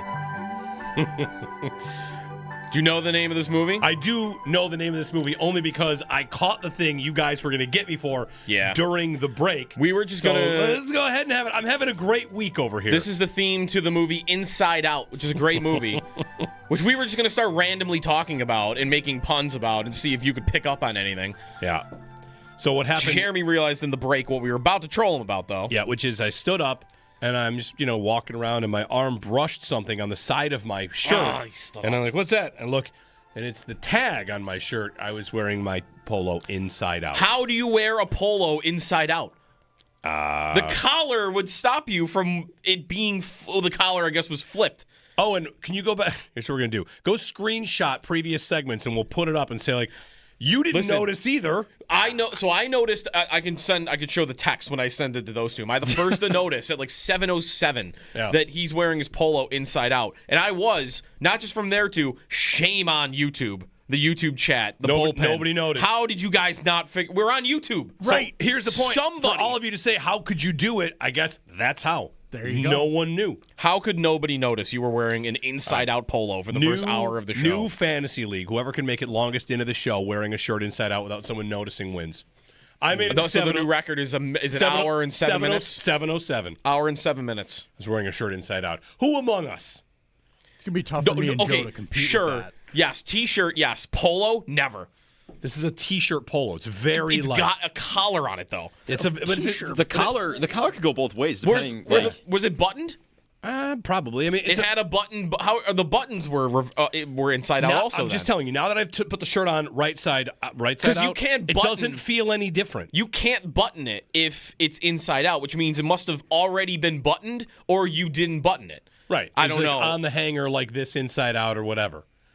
A polo not recognizing it because of the buttons and the collar is what's getting me. That's what makes it unbelievable. This is where you should say eating dog biscuits. One of the side effects is putting on your shirts inside out. In back-to-back days, he's eating dog treats and wearing polos inside out. Stay hot. That's this week. Wow. What can I say? The Sabres have me in a bad place, This is right. This is all karma and punishment for the must-win curse that you have set on the franchise. 803-0550, 1-888-550-2550. All right. Anyway. So the Darius Slay thing, if you want that. Bills and Bengals, predictions for how it's going to go on Sunday. I feel like the world is expecting a shootout. Is it going to look like last night's game did? Two quarterbacks dueling, and Gibbs playing the role of Jahmyr Gibbs will be James Cook, and it's that game. Although Gibbs didn't really go off rushing the ball, right? Like that's a game Gibbs has that I think everyone thinks Cook can have, and I'm not sure he ever really has. Because Gibbs went 12 for 43 running the ball. Like 3.6 yards per carry. He couldn't really run it. A lot of negative runs in the second half. Listen, the Cowboys' defense is they just give out like 40, but their defense is not what it was before. No, and their pass defense is a mess. Right. But their run defense is better. In part because Jerry purposely made he did that this offseason, right? Can I raise my hand for something?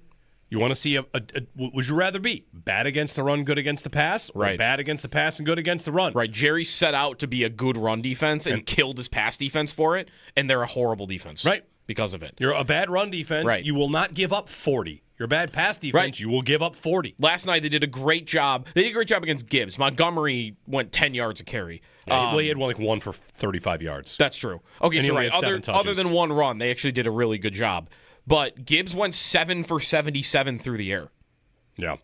And that's the game Cook never has. No, he doesn't. That we all think he's capable of having, but he's never really had it. Why doesn't he have it? Because, listen, is it coordinator-based? Is it because Joe Brady does not... I mean, last year the running backs were involved in the game plans a lot. Right. And downfield throws, it's much more about Ty Johnson and even Ray Davis than it is Cook. Like Cook seen once in a while. Sparingly down the field, like down a seam. Tampa a couple weeks ago. Yeah, that's right. They got him involved. Yep. On one big play, but he had 5 catches in the Baltimore game and 5 in the Miami game. And are those career highs for him? You don't see, it's rare you see a game plan be James Cook through the air. That's what we're going to attack. Like you saw with the Lions yesterday. The Lions are lining up Gibbs against cornerbacks and they are throwing it to him. He's running real routes and he is getting open. And maybe Cook isn't doing that. I'm not sure. I think he's a good pass-catching back. Maybe it's the blocking. It was the drops, I think, for a year that probably also got in the way of it. But that game doesn't happen for him. So this week, I could see him being a focal point than the way Gibbs was. I just think in a different way. The Bills are going to come out running the ball 25 times with him. Right? Isn't their perfect game? He's going to get 25 carries in this game because he's going to average 5-6 a pop since he can't stop us, and we're going to hold on to the ball all day. Yeah. It's going to look like the Pittsburgh game. In their perfect world, it's going to look like the Pittsburgh game. Right. It might look like the Pittsburgh game both ways, though, because the Bills ran all over Pittsburgh with a high success rate, and Cincinnati twice has run all over Pittsburgh. Right. So if they're equals in running against the same team, could they be equals against each other? We'll find out. 803-0550. One other thing about the Bengals. So I saw a stat that if you took the top tight end against the Bengals every week this year, that player would be 7th in the NFL in receiving yards. Just the tight ends. Just the number 1 tight end against the Bengals, 7th in the NFL in receiving yards. So is it a big tight end day for Dalton Kincaid? Is he healthy? And the knee injury popping up and now the brace, people are going to wonder if the PCL has become an issue again. It was a big brace. Will that slow him down? Will he be less fluid? Last year, a lot of his lack of production or what he struggled to do was kind of written off to or ascribed to the PCL injury. He wasn't 100%. He was dealing with something throughout that. So now, do I have a hobbled Kincaid out there going forward? That's not great. And on Kincaid, you've probably heard it. Ian Hartitz he tweeted out a chart yesterday. Kincaid's the number 1 most efficient tight end in football in terms of yards per target or yards per route run. Yards per route run. Yeah, there's a few of them. It got me thinking about efficiency. Efficiency is a strange thing in football to talk about because what it can often mean, who's the most efficient? Because not everybody gets the same opportunity. And what you're trying to say is, hey, he's the most efficient tight end. Is another way to say that just he's the best that isn't used nearly enough. Mm-hmm. Why is he efficient? Well, when they do throw to him, he's awesome. And they just don't throw to him. So that's efficient, right? Right. Well, sometimes... What's my goal? Is my goal efficient or is my goal lucrative, prolific? Is it just, who cares if it's 10 yards per... Would I like 10 yards per catch on 10 catches?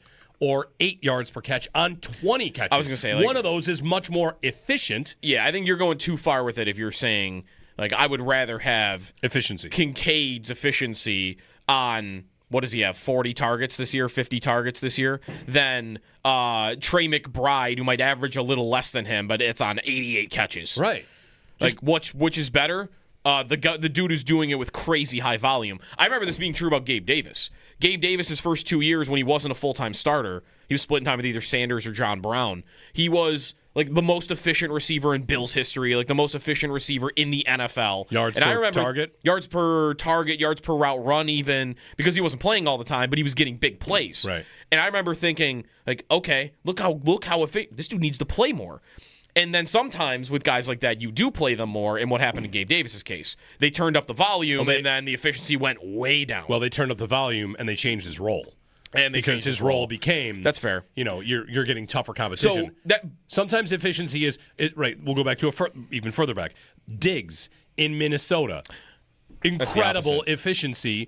This is a player that needs more, and you'll get more. Right. And like Kincaid, isn't he probably you need more? I think you'll just get more. He's more likely to be the latter. Right. I would expect that if he was to be the focal point of an offense in the way that McBride is or Brock Bowers is, that maybe he wouldn't be as good as those two, but in fact, I don't think he would be that good. I don't think he would be as good as Trey McBride if the Bills just decided we're going to start throwing him 7 times a game.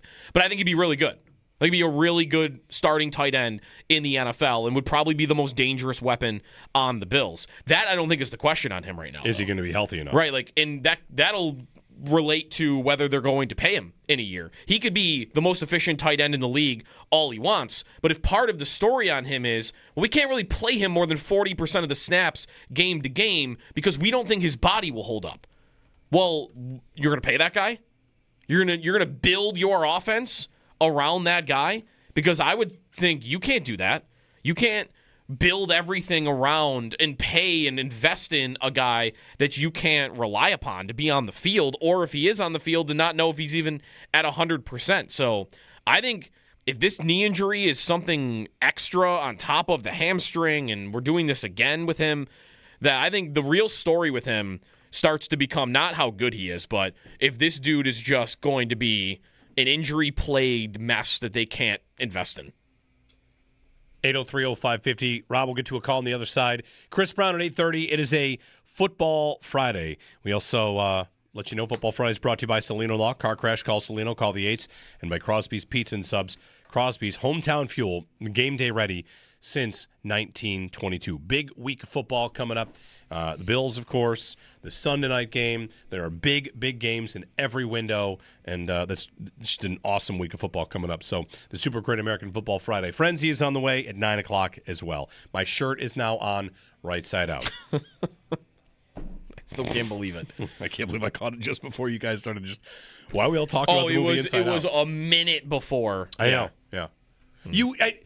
Now looking back, you were in there talking to Alt Joe, which doesn't often happen. Because we were trying to throw something together, like we would do something. Because I didn't want to wait. Yeah. He's like, I could build something good. I'm like, we can't give him time to figure it out. And sure enough, you were going to figure it out anyway.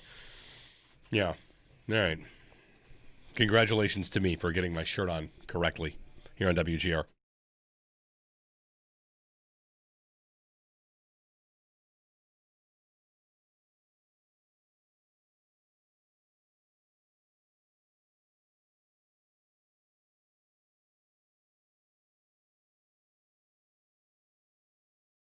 I would say they definitely have a Jeremy White here to tell you about AAA. Yes. Definitely that.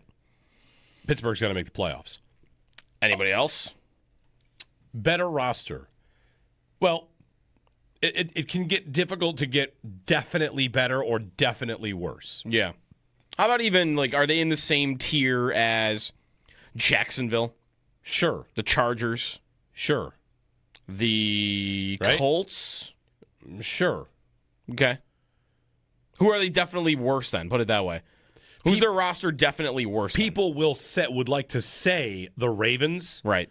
But the Ravens are not putting the roster to really good use right now, and they look like a sloppy team that's imperfect. Yeah. I would say Denver. Inferior roster to Denver, right? Basically, I guess what you could do, the experiment would be, if Josh Allen went to play for every one of these teams, what would their record be? Yeah. And Houston and Denver, you might put them at 17-0. They'd be undefeated. Because the defenses are so good. Right. If you put them on Indy, what's their record? If you put them on New England, what's their record? And New England's, is it the same? New England's might be the same. Yeah, New England would be the team I wouldn't change. Yeah. Listen, it's not. They've got their issues as a roster. I don't think it's a loaded roster. You want to start comparing them to teams in the NFC, you could definitely list some teams off over there that definitely I think are a lot better. The Rams, definitely behind the Eagles, definitely behind. Like, they have a top 10 roster probably, but I mean. Who, the Bills? Yeah, right? The thing, I wouldn't go that far. That's the thing about rankings, though. Like, you get the top 5, and then 6 through 17 are .02 apart of, like, significant differences. Yeah. Like the Bills have the best offensive line in football, one of the best, 4 best running backs in football. Uh-huh. Like, I mean, I don't know. But there's not much more than that, which is why, like, sure, the quarterback does a lot of heavy lifting for them, which is not rare, and it's not crazy. All right, so we're going the other 52. Where do they rank? Probably in the middle.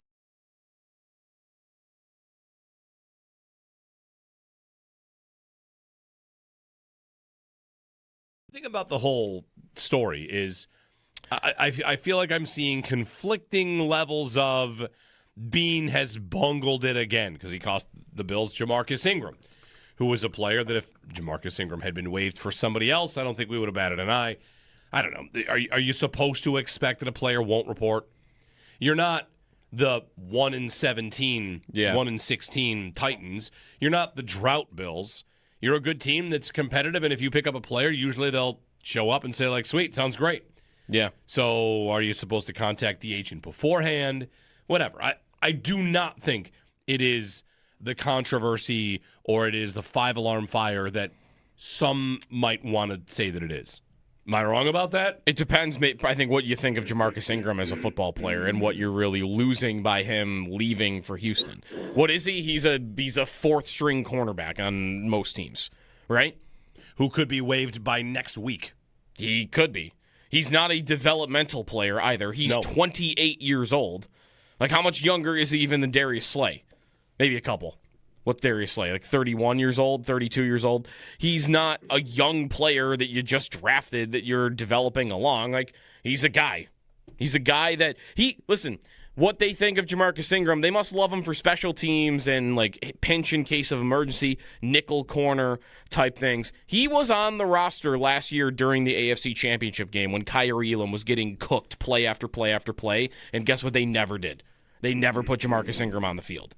So, what am I really losing? I'm losing a practice squad. I'm losing a special teamer. Right. And I'm not going to lose sleep over them losing a special teamer.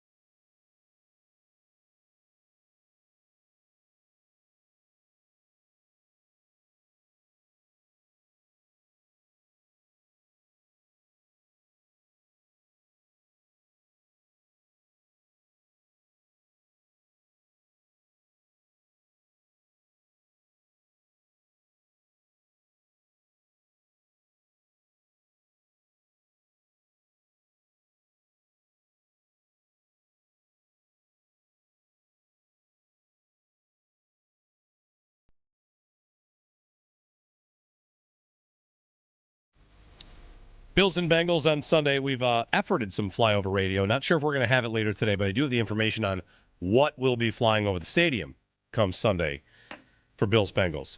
We're getting the F-18 Super Hornets. FA-18 Super Hornets, which the Blue Angels are those, I believe. The Navy workhorse for fighter planes. So that's what's coming your way. It is also Top Gun Maverick. It's like what they fly in the new Top Gun Maverick. Yeah. Some of them. He flies those planes. Anyway, well, he doesn't fly them, I don't think. Anyway. Flyover Sunday. I'm excited to have it back. And it might be... Eagles and Jets will both be in the mix, right? 1 o'clock, if they're 1 o'clock. Hopefully. Yeah, I hope this is not the last flyover at the stadium.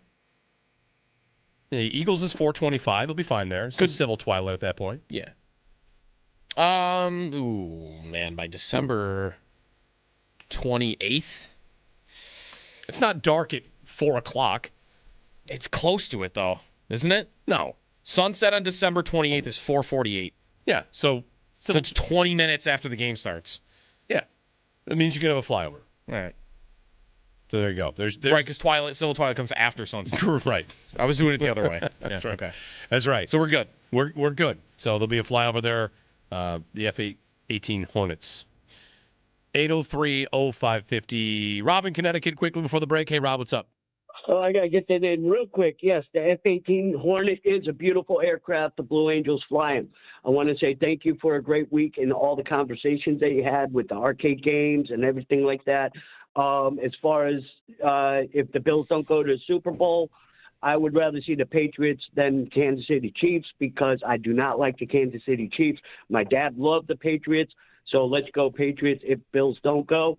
Now, this Sunday, my prediction is we win by 3, probably like maybe 28-24, 28-25. We need to do the takeaways, peanut punches, and it will be a heavy running game as far as the Buffalo Bills. Thank you very much, guys. I love you. Keep doing what you're doing. Thanks, Rob. Thanks for the phone call. The Chiefs play Sunday night, and they are missing several offensive linemen against the Texans. That is bad news. Yeah, maybe 3. If they lose to the Texans, they could very well run the table. Their schedule from there is Chargers, Titans, Broncos, Raiders. I mean, Chargers and Broncos are no pushovers, but if the Chiefs lose to the Texans and then still run the table, yep, they'd be 39% to make it. Wow. Yeah. And if you give them two losses, it's 1%. So lose to the Texans, they are 1 loss away from basically being out. I feel like it might have to come this week. I know it doesn't necessarily have to. I know how I'm going to feel if they win Sunday night. Let me put it this way. They're going to make it. If they beat the Texans Sunday night, I'm going to wake up Monday thinking they're getting in. Well, if they do beat the Texans. Because part of it is their 2 road games are Titans and Raiders. Like, they have to play the Chargers and Broncos again, but they get them both at home. Yeah. And that, I don't know, I would be more terrified if I'm them of Houston now without my linemen than maybe I get 1 or 2 of them back by the time I play Denver in a couple weeks. They're not going to lose to Tennessee. And if the game matters, they're not going to lose to the Raiders. So I kind of think it might have to happen this week. And I would predict it does. I do not see how they're going to beat the Texans with missing 3 offensive linemen. We've seen the Chiefs without linemen before in Super Bowls, and it looks terrible. It looks bad. Yeah. And listen, they played the Texans last year late in the season, and that game was a fight. They got through it. Yeah. But that's when the Tank Dell gets hurt. It ends up being... The playoff game? No, December 21st. Oh, okay. That one, too. They also played in the playoffs? Yeah. Yeah, they did last year. That's when Tank Dell got hurt, was the playoff game. Yeah, last year they beat the Texans in the regular season 27-19. Okay, late. Right. But that was a battle. Anyway, 803-0550 is our phone number, and 1-888-550-2550. Yeah, looking in that game, Houston was down 5 in the fourth quarter. Okay. So 23-14 was the playoff game. Yeah. And Mahomes had 177. The Chiefs won a playoff game with 212 yards of total offense. That's not going to happen this year. That was not a good team. We'll get more of your calls in. It is a Football Friday brought to you by Salino Law Car Crash. Call Salino. Call the 8s and by Crosby's Pizza and Subs, Crosby's Hometown Fuel. Game day ready since 1922. When we return, it's who needs to get results, and we'll talk about one trend in Bills Bengals that everybody listening would probably like to see change. That's coming up here on WGR.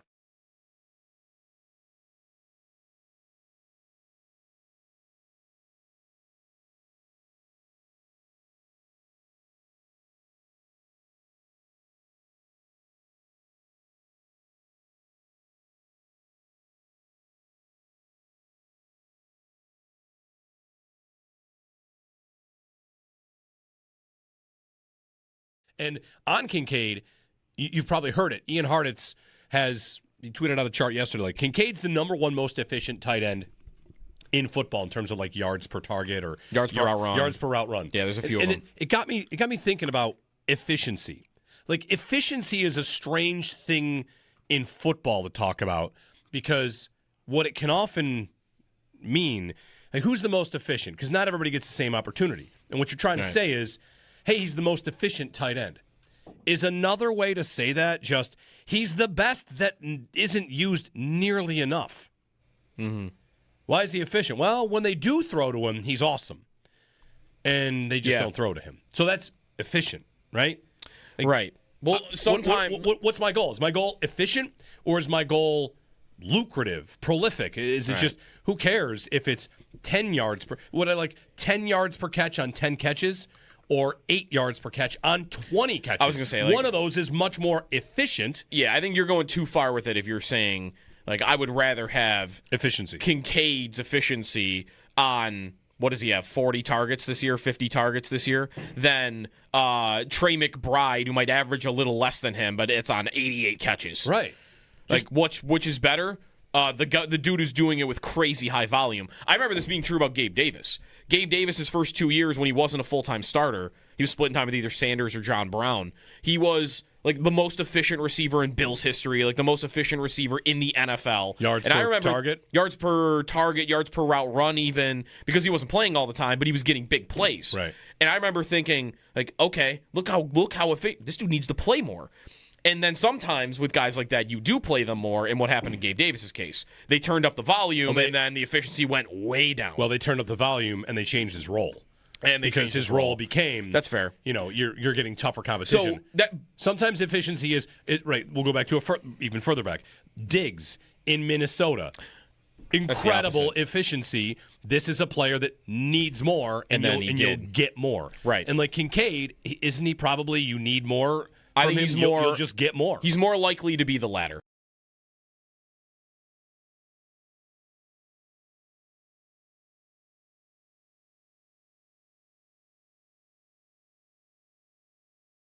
We would expect that they're going to add another corner, right? Like whether maybe that's to the practice squad, and as you mentioned, Jackson maybe comes up.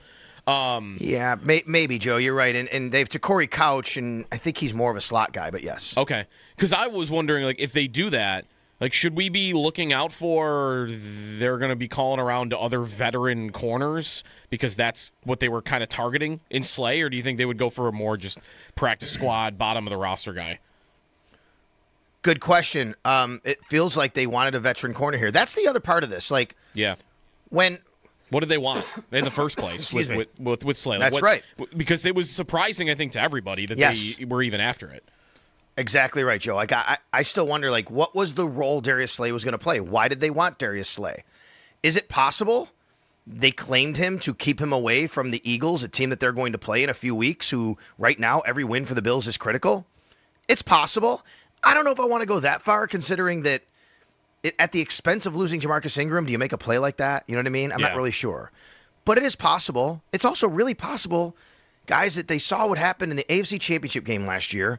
Christian Benford goes down, and they'd have put Kyer Elam in. Now, a lot of us said maybe they should have put Jamarcus Ingram in. It wasn't where he worked maybe all week in practice, but maybe that would have been a better option. But the options weren't great. You put a guy like Darius Slay on this roster, he's available for you make him available for for that critical game. Maybe something happens in your secondary, you feel a little better at least about having a veteran cornerback there, right? I mean, I just think it's the time of year where you probably start thinking about things like that.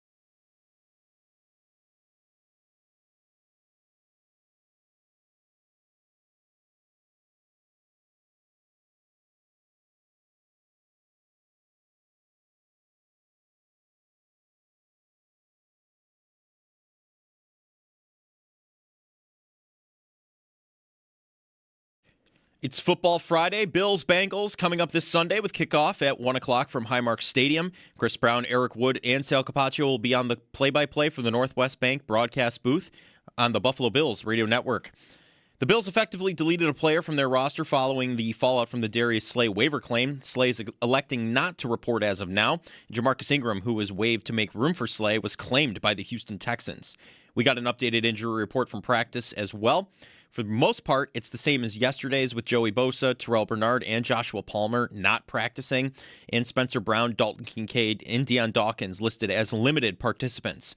Only difference, A.J. Epinesa popped up not practicing due to a foot injury. That's your Barnes Firm Injury Report, brought to you by the Barnes Firm. Injured? For help, call 1-800-8-MILLION. The Sabres, following their loss to Philly earlier this week, look to bounce back in Winnipeg tonight. Puck drop is set for 7 o'clock, and you'll be able to catch all the game action right here on WGR Sports Radio 550. Around the NFL, the Detroit Lions beat the Cowboys 44-30 last night, heavily hindering the Cowboys' playoff chances. In other news, Packers running back Josh Jacobs, dealing with a knee injury, was limited in practice yesterday.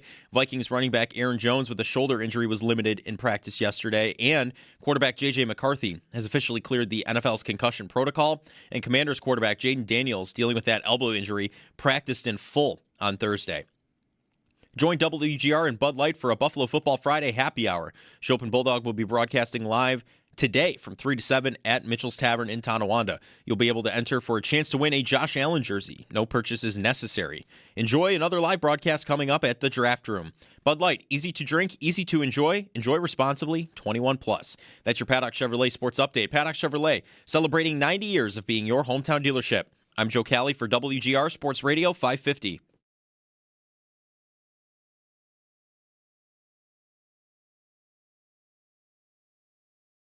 Me personally, I don't think about their offense. I know our defense is going to handle that. For me, it's just paying attention to what's installed this week. Again, if 50 run plays get called, then block it up and do what you do. If 50 pass plays get called, go out there and run her out.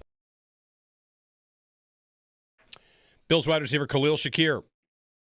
Happy Football Friday. It is brought to you by Salino Law. Car crash, call Salino. Call the 8s. And by Crosby's Pizza and Subs. Crosby's hometown fuel, game day ready since 1922. 8030550, our phone number. You want to talk to us about Bills Bengals. You want to talk about the Darius Slay thing, which is very deep in contracts. Joe, you haven't laid out your full maybe conspiracy theory here that Brandon Beane did it to stick it to Howie Roseman, because you can make a claim it's very cheap for the Bills and you get a player. I don't know if it didn't work out. To say that would be to indicate that you were willing to roster a player and cut another player and then stash him just to stick it to Roseman. Yeah, if they've had an icy relationship, and there was a Lewis Seen poaching of the practice squad also, right? So maybe this could be like a revenge.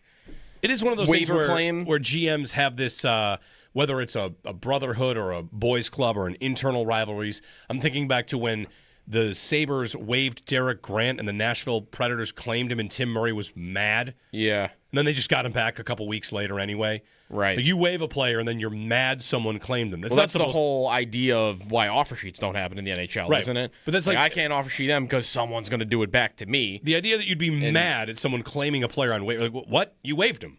What's the problem here? Right. So anyway, Sal points out, since it's past the deadline, if he had been cut before the deadline, he'd just be a free agent. Right. For whatever reason, Pittsburgh waited until after the deadline. Guess they're going to see if it worked out. It didn't. They waived Slay. The Bills claim him. They are not allowed to talk to him or his agent before that, really. Like he's still part of the Steelers, so they put their claim in. They get him. They are awarded Darius Slay. And he went on the Emmanuel Acho podcast last night. He did quip a line about it being cold. My opinion on all this is you're seeing a lot of people kind of seize on that. Yeah. It is definitely not the headline, but it is the raw meat that will get people to react the most. Is that fair? Yeah. Did he say it, or did the guy interviewing him say it, and then he kind of went along with it? That's a good question. I guess I have to go back and watch. I'll watch it again, but I thought the first time I watched it that the other guy was joking about it being cold, and he kind of he jumped in. They kind of joke about it. Like, we can all joke about it. It is cold today. Well, yeah. Did he look at the... That's a good question. Was he going to come and then let me see how cold it is in Buffalo, and then he saw 7 degrees. Yeah, it's cold today. So anyway, today was the wrong day to look. He did say, 5 years ago, maybe that's a different story. He's probably close to retirement. The Eagles want him. He wants to go home. I have a tough time being mad at Darius Slay about all this because the Bills have like 5 players that are doing the Darius Slay with the Bills. Jordan Poyer, Tre'Davious White, Jordan Phillips, maybe even Gabe Davis. Shaq Lawson. Like, there's one spot I would go, and the Bills think, oh, we'll take you. So I don't know how it ultimately resolves. We'll find out. Maybe Brandon Beane speaks on it. Maybe not. We'll see. But anyway, if you want to talk to us about that, give us a call about that, you can. They did lose Jamarcus Ingram to the Texans, and he's a versatile player that they're probably not happy how it all went down. All right. So, to me, a key quote here is about Slay. I don't feel like packing up and moving again. I'm 13 years in. I did it. They would have caught me at like 28 or 29. I might have been like, okay. So it wasn't a bad fit. It just caught me at a bad time. The moving part is the only thing that I'm like getting stuck with a little bit. Like, you're not moving here. You're going to be here for 2 months. You're living in a hotel for 2 months in a place you've never... Yeah, you're not packing up all your stuff and going to buy a house and then move your family here. Like, you're going to live here in a hotel for a month and a half. What would happen if the Bills waived Tre'Davious White? What would happen? If he gets picked up by Seattle, what happens? You're saying you don't think he would go? Yes. How old is Tre'Davious White? Don't even make it about Trey White. Anybody. Like, I mean, like if the Bills are having a bad year and they waived one of these guys, and that guy's hoping to come back here, right? Like, I just don't think it's that unusual. I guess I would have for had a 13-year vet, to say, I don't want to go to a new place. I'm thinking about Danny Glover and Mel Gibson in Lethal Weapon saying over and over again, "I'm too old for this bleep." Like, I'm not going to go to a new place. I would have gone back where I know everybody. That's why I think he did it. Sure, Like, I'm more comfortable being a Philadelphia Eagle. Right. That's it. With Vic Fangio, I'll get back with the guys. Yeah. Like, I think it's totally fine that he's doing what he's doing, and the Bills, they can decide if they want to let him or not. So anyway, if you want to talk with us about Slay, you can do that. Bills Bengals. It's time for Who Needs to Get Results. It's brought to you by Dan Cha-Cha, injury attorneys. Don't worry, Cha-Cha's gotcha. Who needs to get results? Here's your answer. The Bills defense in the first quarter. The Bills have played the Bengals with Joe Burrow 3 times. In those first quarters, the Bengals have scored 14, 14, and 7. And the 7 is the Hamlin game when they had the ball once. Right. So the Joe Burrow Bengals, not only do they always seem to have answers against McDermott and this Bills defense over the years, and they have not played that many times, so we're small sample size. But, Joe, it's not even just like they score touchdowns. Here are 2 of the drives. In one of the games, this would have been the playoff game, 4 completions on 4 attempts for 64 yards and a touchdown. The next drive, 5 for 5 for 31 yards and a touchdown. Like 41 yards and a touchdown. 9 for 95 and 2 touchdowns in that game. In the first quarter. Yeah. In the other game they play, in Cincinnati in 2023. I went into this and I was writing down like, okay, complete yards. And I finally gave up and started scrolling and looking for an incomplete pass. Yeah. Because Burrow, the ball doesn't touch the ground against the Bills defense early in games. Now, we'll see if he's still that guy. He's coming back from an injury. Maybe he's limiting his movement even more so. But, man, he has kind of lived as this alternate additional boss, right? Like Mahomes and Reed, we treat them like the final boss. And Burrow has been this sneaky guy that every once in a while shows up and just thumps the Bills. They've never beaten him. Right. And here, if he really does it to everybody. He does it to the Chiefs. He does. He does it to the Ravens. Like, he does it to everybody. You had their record when all 3 of them play. 12-5 in their last 17 games when Burrow, Chase, and Higgins are all playing. Right. Burrow is consistently not healthy, and their defense is consistently bad over the last couple seasons. But they still win. That's the thing. Like, even if their defense is bad, if he's playing, they win. They're a great team. That's it.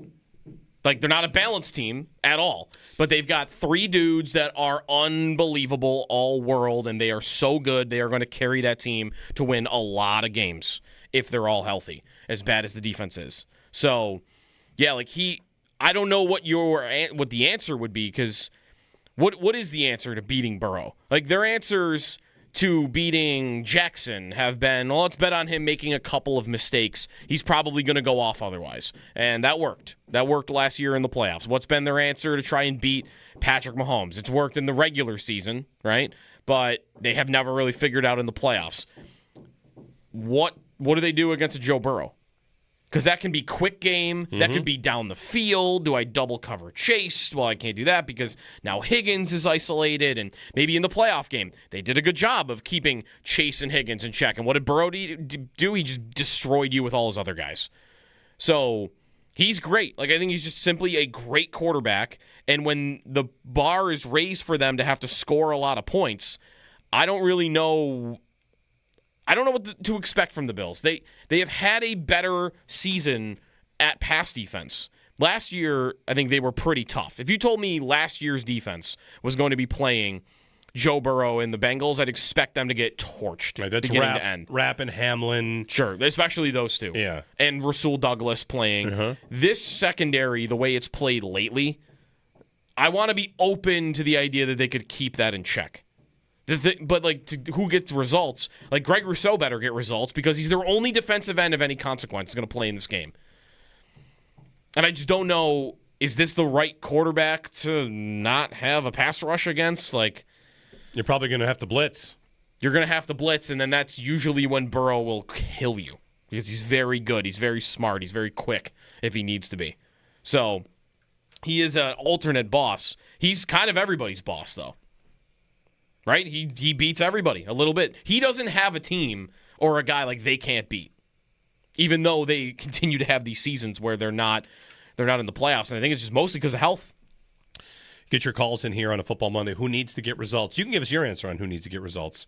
First quarter defense. This Bills team might be more susceptible to game script than other versions of the Bills, right? You don't want to have to play from behind. You don't have to abandon the run game. Not that they necessarily have to, or if they will, but an early lead for Cincinnati, and all of a sudden, I feel like part of me wants to say, hey, get better results in the first quarter. The other part wants to say, all right, everybody, can we all agree when the Bengals score on their opening drive of the game, we'll just take a breath? They always do this. Yeah. Then again, they also always do finish the job and beat the Bills in 2 games. It's only been 2 complete games. So I'm not sure we have enough of a sample size. If he manages to beat the Bills again, then I feel like Monday is going to be a conversation about, well, I don't know what. It won't be yet. It won't be yet. It'll just be how he can beat an incomplete Bills defense. Honestly, if Burrow wins this game, if the Bengals win this game with Burrow, don't you feel like the conversation is, again, we're predicting what the conversation is in a game that didn't happen, but won't it be about how the offense was not able to keep up like they used to be able to? Because the defense has its excuses. Yeah. Who's on the defensive line? That's the thing. Who's playing? That's why I just said Greg Rousseau. Right. He better be unbelievable in this game. He's probably going to get double-teamed every snap. Chris in Lancaster. Hey, Chris, good morning. Hey, morning, guys. The last several times we played Cincy and Joe Burrow, we played, and I noticed it, a very soft zone. I think our head coach's philosophy is to bend but don't break on defense. And I think the only way to beat them is to tighten up the coverage and get some pressure on the quarterback. And I know our front four isn't what we want it to be right now, but if you play soft, he's going to take what you give him. And that's what happened in that playoff game when they beat us very, very badly. You got to gamble. You got to tighten up the coverage, play more men, and I think it's the only way you're going to beat this guy and try to get to the quarterback before he releases the ball. Thoughts on that? Well, it's funny. Tough. When we think about famous Bills-Bengals highlights, isn't one of them the Bills, like you said, soft zone backing off on a third down? Third and 5, and they were 10 yards off. Right, and they just took the 5 yards. Yeah.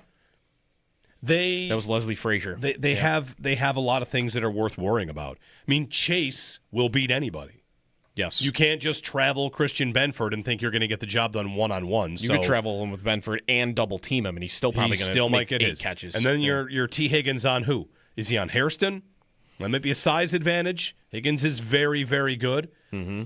After that, I'm at Chase Brown in terms of like how dangerous their weapons are.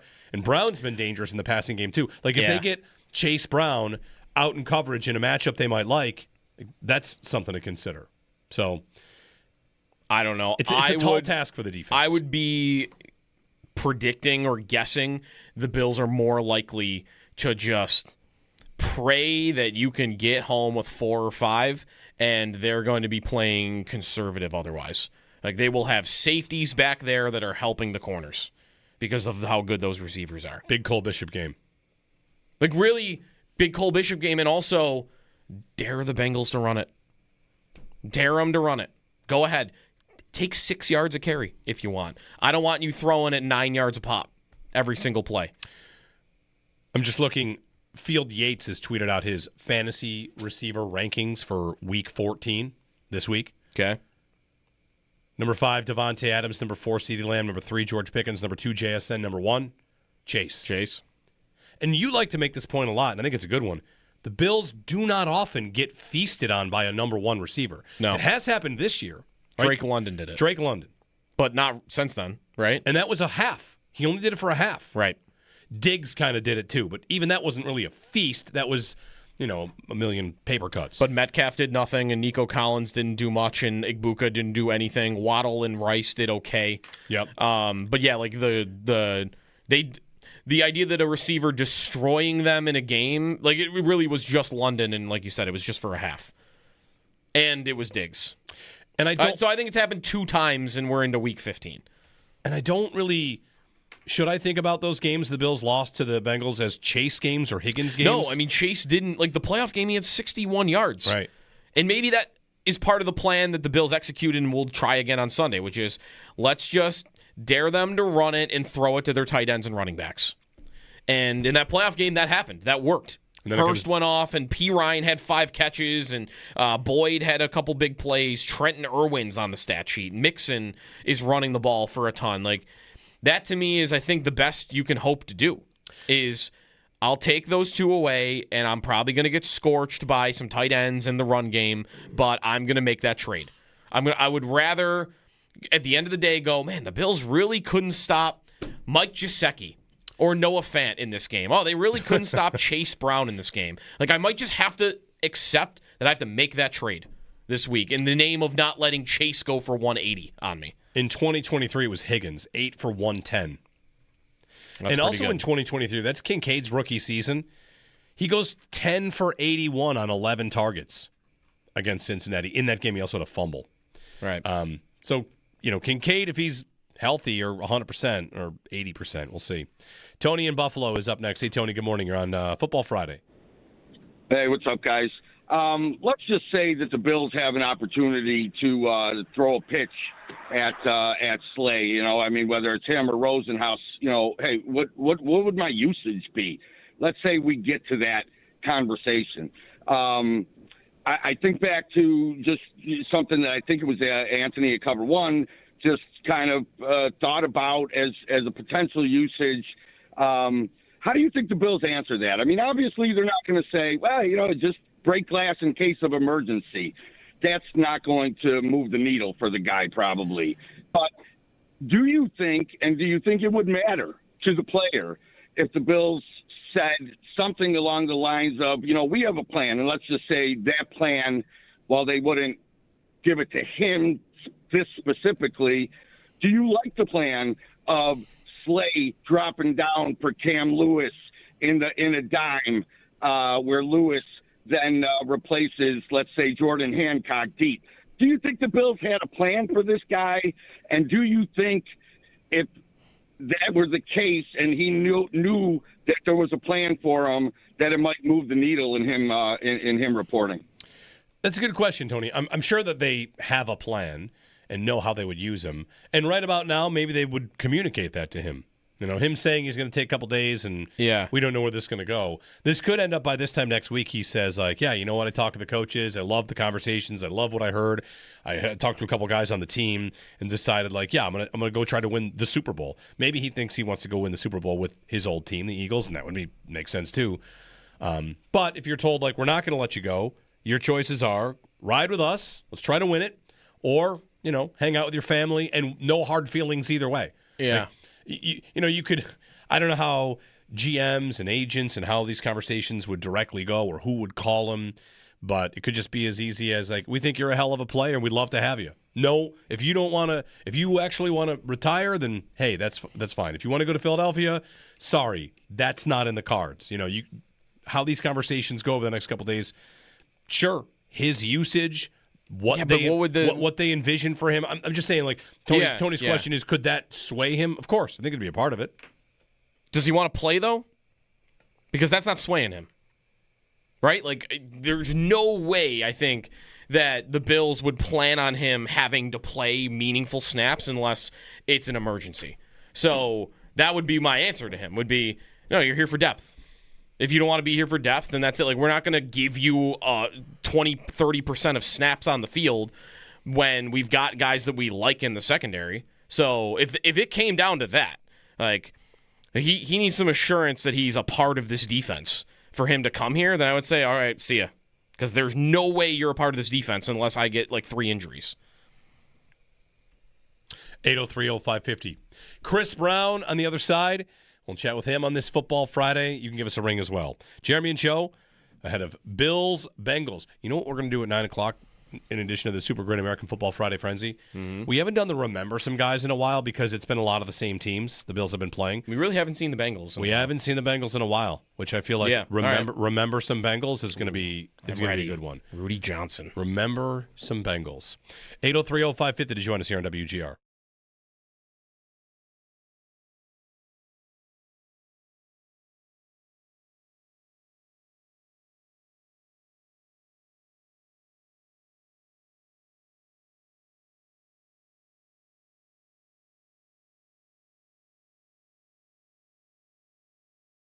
And on Kincaid, you've probably heard it. Ian Hartitz he tweeted out a chart yesterday. Like, Kincaid's the number one most efficient tight end in football in terms of like yards per target or yards per route run. Yards per route run. Yeah, there's a few of them. It got me thinking about efficiency.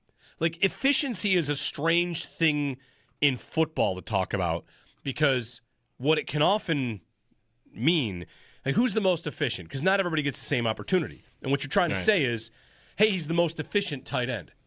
Is another way to say that just he's the best that isn't used nearly enough. Mm-hmm. Why is he efficient? Well, when they do throw to him, he's awesome. And they just don't throw to him. So that's efficient, right?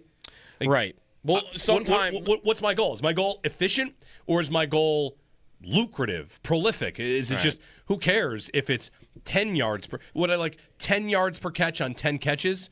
Or 8 yards per catch on 20 catches. I was going to say, like, one of those is much more efficient. Yeah, I think you're going too far with it if you're saying, like, I would rather have efficiency. Kincaid's efficiency on, what does he have, 40 targets this year, 50 targets this year, than Trey McBride, who might average a little less than him, but it's on 88 catches. Right. Like, which is better? The dude who's doing it with crazy high volume. I remember this being true about Gabe Davis. Gabe Davis' first 2 years when he wasn't a full-time starter, he was splitting time with either Sanders or John Brown.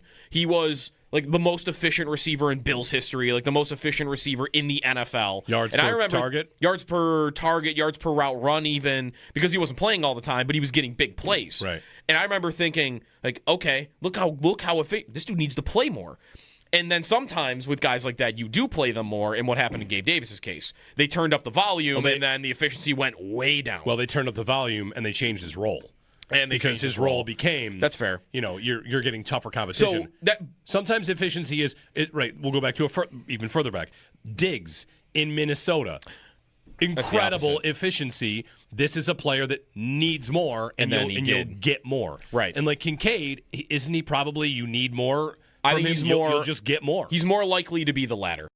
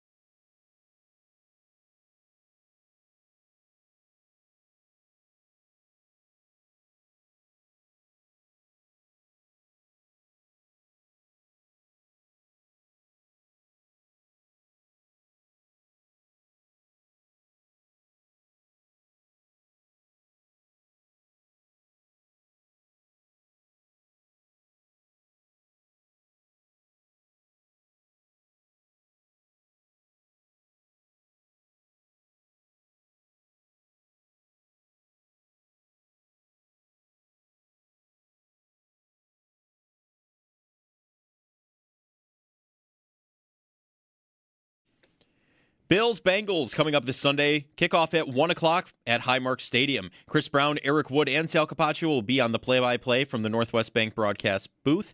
Chris Brown joins Jeremy and Joe up next to preview the matchup. The Bills effectively deleted a player from their roster following the fallout from the Darius Slay waiver claim. Slay's electing not to report as of now, and Jamarcus Ingram, who was waived to make room for Slay, was claimed by the Houston Texans. We got an updated injury report from practice yesterday as well. For the most part, it's the same as yesterday's report, with Joey Bosa, Terrell Bernard, and Joshua Palmer not practicing, and Spencer Brown, Dalton Kincaid, and Deion Dawkins still listed as limited participants. Only difference, AJ Epinesa popped up not practicing due to a foot injury. That's your Barnes Firm injury report, brought to you by the Barnes Firm. Injured? For help, call 1-800-8-million. The Sabres, following their loss to Philly earlier this week, look to bounce back in Winnipeg tonight. Puck drop is set for 7 o'clock, and you'll be able to catch all the game action right here on WGR Sports Radio 550. Join WGR and Bud Light for a Buffalo Football Friday happy hour. Chopin Bulldog will be broadcasting live from 3 to 7 at Mitchell's Tavern in Tonawanda today. You will also be able to enter for a chance to win a Josh Allen jersey. No purchases necessary. Enjoy another live broadcast coming up at the Draft Room. Bud Light, easy to drink, easy to enjoy. Enjoy responsibly. 21 plus. Those are your Paddock Chevrolet sports headlines. Paddock Chevrolet celebrating 90 years of being your hometown dealership. I'm Joe Cali for WGR Sports Radio 550.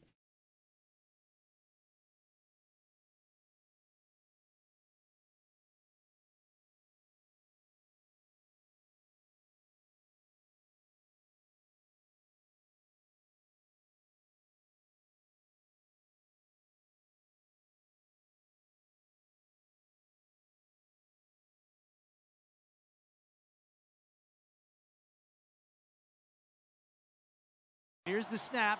Allen going to keep it. Going to look to bust it outside. Lowers the shoulder. The surge pushing him forward. Progress. He's in for the touchdown. The beast has been released. Chris Brown joins us. Bills Bengals coming your way Sunday, 1 o'clock at Highmark Stadium.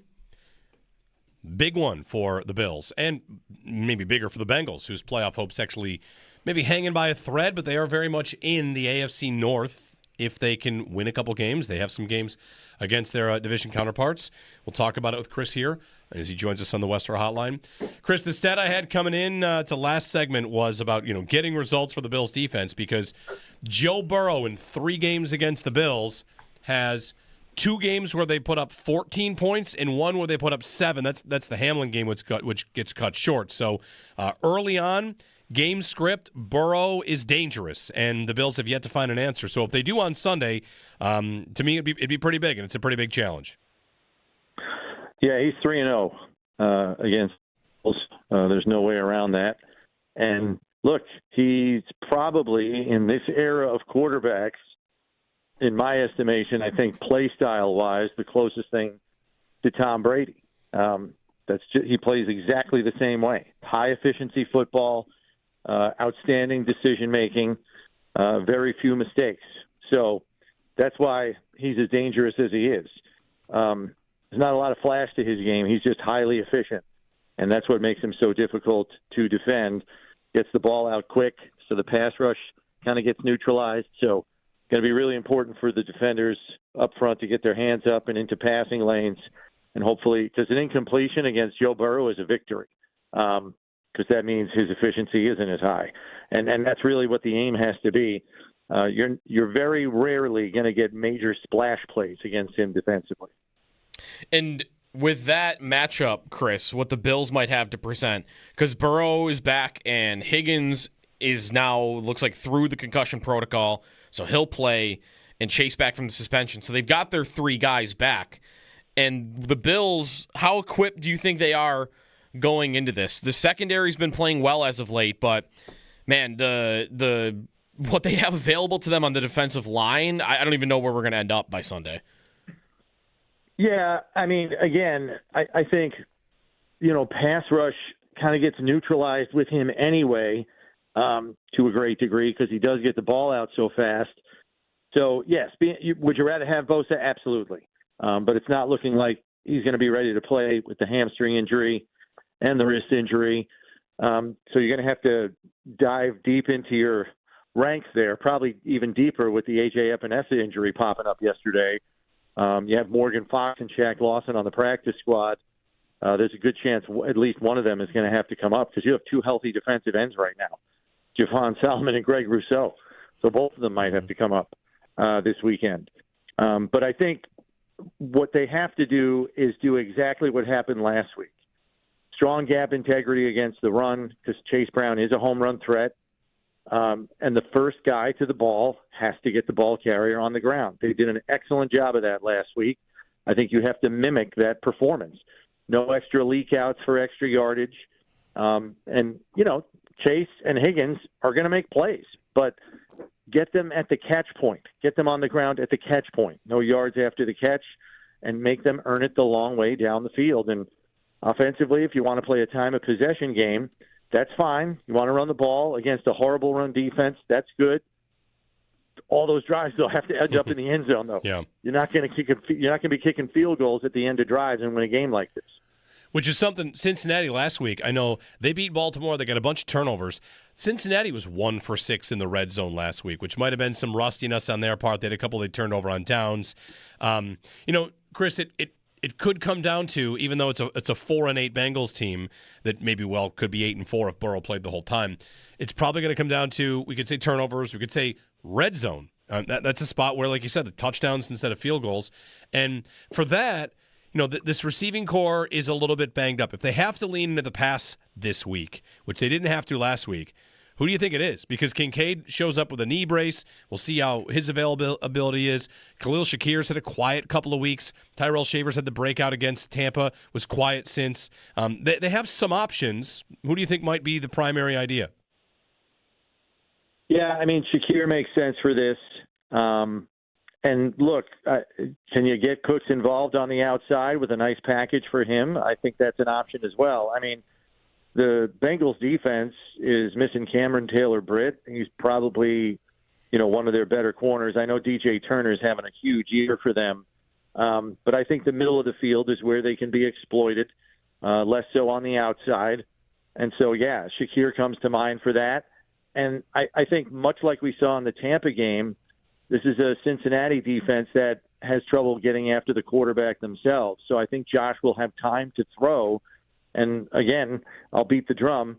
I'm all in favor of throwing to Ty Johnson and James Cook out of the backfield as many times as you want, because those guys in space are dangerous, and this is a Cincinnati defense that has given up more yards after the catch than any team in football. 1,980 yards in 12 games. It's like 162 yards a game. It's ridiculous. Yeah. We also mentioned that Kincaid's got this injury. The Bengals' numbers against tight ends is like pitiful compared to the rest of the league. They've given up the most. Last week, Likely and Andrews went off. I don't know where we should be, though, Chris, on if Kincaid is hobbled or maybe he's playing in limited, what you can expect from Dawson Knox at this point.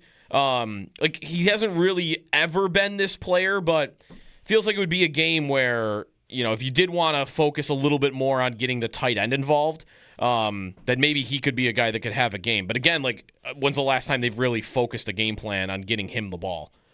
Yeah, and I wouldn't dismiss Hawes either here. He is a sneaky athlete, and I think there is probably a heavy degree of tendency with him as a blocker, so maybe you can use a tendency breaker in the red zone with him. So I think there's options there, and I would not dismiss Hawes here in this game because I think he could play a role for you, especially if Kincaid is down. Probably no Trey Hendrickson, or almost definitely no Trey Hendrickson. How do you feel about the line injuries going into this game? And especially, if Brown, especially, maybe they don't want to risk that. Vandemark and Anderson, I'm sure, gave them some more comfort if they had to go into a game like this without Spencer Brown. Right, and you don't really have a TJ Watt type to be overly concerned about and focus your game plan around. And it was encouraging to see Deion Dawkins, even though he's still limited, he was not wearing the red non-contact jersey yesterday. Yep. So that's an indication that he is firmly in step 4 of the 5-step return to play protocol. So if he comes in this morning and his baseline test is good and there are no symptoms, there's a good chance, maybe not today, but by tomorrow, he could get full medical clearance and be good to go for the game. So that would then shift Vandemark to right tackle So we'll see where that goes between now and then, and maybe Coach McDermott shed some light on that this morning. Talking with Chris Brown on the Western Hotline. Chris, you mentioned the term tendency breaker.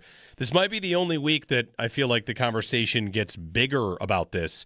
You win the toss. What do you want to do? You want to take the ball against Cincinnati? They've taken the ball and scored right away. And as we just kind of laid out, like the 14 points in the two first quarters and the 2 full games. Should the Bills be interested in a tendency breaker, kind of foregoing the double dip idea for kind of controlling the game script from the outset? Yeah, I mean, Sean McDermott has done it once in a while, right? I don't think he's been always win and defer. Obviously, you got to win the toss first, and they won't be picking that. But, yeah, I mean, I wouldn't be opposed to it. You want to get up on them, that's fine. You got your early script ready to roll if you feel really good about it and feel you can execute against a defense that's really been quite porous throughout the season. Yeah, I'm not opposed to it. I could make a case for it for sure. Yeah. Well, it'll be interesting to see. Bills and Bengals on Sunday. Who are you rooting for? Chiefs, Texans. What should Bills fans root for here? Well, this is in the back of my head. The AFC South is a total schmozzle right now in terms of the race. Mm-hmm. So it's wide open for 3 teams, Jacksonville, Houston, and Indy, since Indy's fallen back to the pack. I don't want the Texans winning that division because then that opens up the possibility of facing them on the road in a wild card situation. So in a very against the grain, are you kidding me decision, I will be rooting for the Chiefs. All right.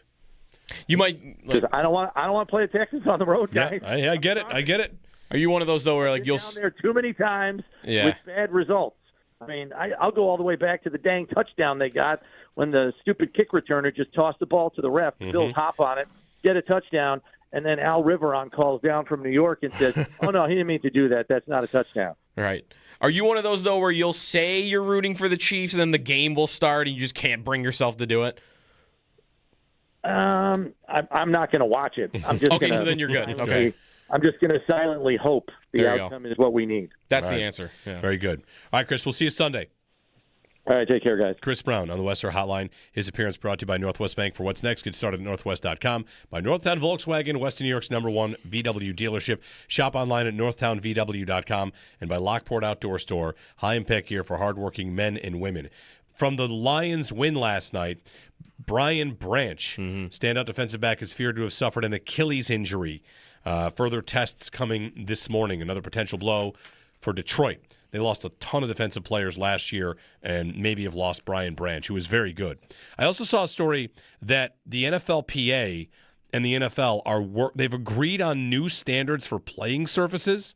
This is something to watch going forward, that basically grass, or if it's going to be turf, there'll be a mutual agreement on what manufacturers, what style, what types they will pick from a whatever. You can't just throw any turf you want. It'll have to be approved by the NFL and NFLPA. So they're going to work to get consistent, safer fields across the board, of course. Grass or high-quality hybrid and turf surfaces. So anyway, no Brian Branch for the Lions. Maybe when we come back. Did you see the Jacksonville Jaguars tweet from yesterday? I did. Unless you have an explanation for it, it makes sense to me. Is it an inside joke? I think it's the worst tweet an NFL team has ever sent out. It is. I'm not a Jaguars fan, and I think it is offensive to all Jaguars fans everywhere. There was reporting yesterday, my dad and if you don't know the tweet, by the way, really quick, it's that the Jaguars tweeted out like the link to tickets for this Sunday, Jags hosting the Colts, and said, the biggest game in Jaguars history. Correct. And I guess it came out yesterday that the reason that was tweeted out is there's some staffer for the Jaguars that goes on some show every week and says this is the biggest game in Jaguars history. Love it. So it is a sort of an inside joke. It's too inside. I agree. As the person that calls December midweek Sabres games must-wins. You're not in a position to right. to criticize? Yeah. It's fair. All right. that might be the explanation. It's still offensive. It is. You cannot put out there without any context.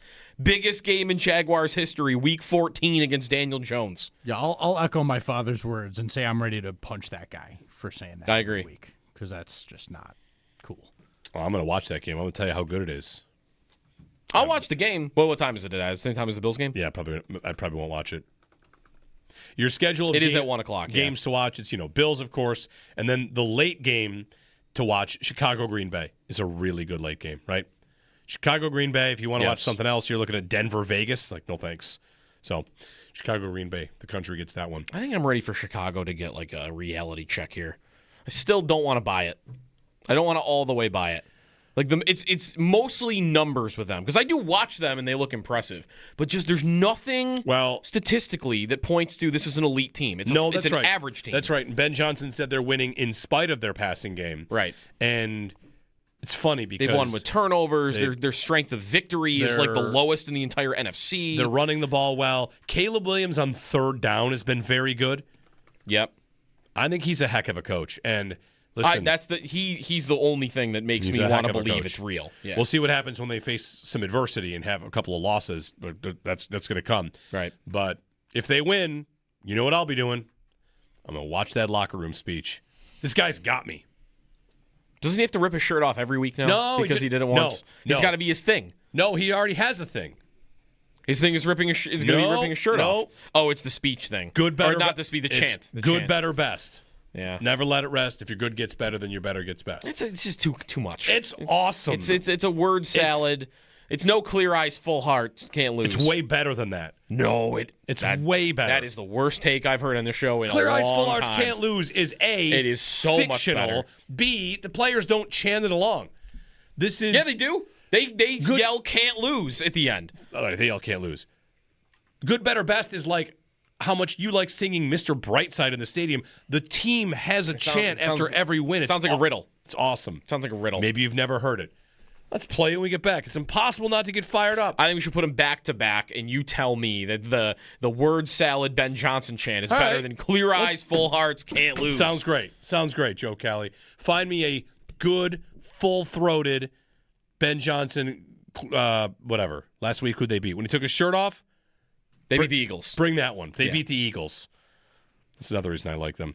I'm in for the Bears in the NFC. Bears and Rams. All right, 803-0550. We'll remember some Bengals at 9 o'clock. The Super Great American Football Friday Frenzy, all part of your Football Friday here on WGR. We would expect that they're going to add another corner, right? Like whether maybe that's to the practice squad, and as you mentioned, Jackson maybe comes up. Yeah, maybe, Joe. You're right. And they've to Corey Couch, and I think he's more of a slot guy, but yes. Okay. Because I was wondering, like, if they do that, like, should we be looking out for they're going to be calling around to other veteran corners because that's what they were kind of targeting in Slay, or do you think they would go for a more just practice squad, bottom of the roster guy? Good question. It feels like they wanted a veteran corner here. That's the other part of this. Like, yeah, what did they want in the first place with Slay? Like, That's right. Because it was surprising, I think, to everybody that they were even after it. Exactly right, Joe. Like I still wonder, like, what was the role Darius Slay was going to play? Why did they want Darius Slay? Is it possible they claimed him to keep him away from the Eagles, a team that they're going to play in a few weeks, who right now every win for the Bills is critical? It's possible. I don't know if I want to go that far, considering that at the expense of losing Jamarcus Ingram, do you make a play like that? You know what I mean? I'm not really sure. But it is possible. It's also really possible, guys, that they saw what happened in the AFC Championship game last year. Christian Benford goes down, and they'd have put Kyer Elam in. Now, a lot of us said maybe they should have put Jamarcus Ingram in. It wasn't where he worked maybe all week in practice, but maybe that would have been a better option. But the options weren't great. You put a guy like Darius Slay on this roster, he's available for you make him available for for that critical game. Maybe something happens in your secondary, you feel a little better at least about having a veteran cornerback there, right? I mean, I just think it's the time of year where you probably start thinking about things like that. The thing about the whole story is I feel like I'm seeing conflicting levels of Bean has bungled it again because he cost the Bills Jamarcus Ingram, who was a player that if Jamarcus Ingram had been waived for somebody else, I don't think we would have batted an eye. I don't know. Are you supposed to expect that a player won't report? You're not the 1-17, 1-16 Titans. You're not the drought Bills. You're a good team that's competitive, and if you pick up a player, usually they'll show up and say, like, sweet, sounds great. Yeah. So are you supposed to contact the agent beforehand? Whatever. I do not think it is the controversy or it is the 5-alarm fire that some might want to say that it is. Am I wrong about that? It depends, I think, what you think of Jamarcus Ingram as a football player and what you're really losing by him leaving for Houston. What is he? He's a fourth-string cornerback on most teams, right? Who could be waived by next week. He could be. He's not a developmental player either. He's 28 years old. Like, how much younger is he even than Darius Slay? Maybe a couple.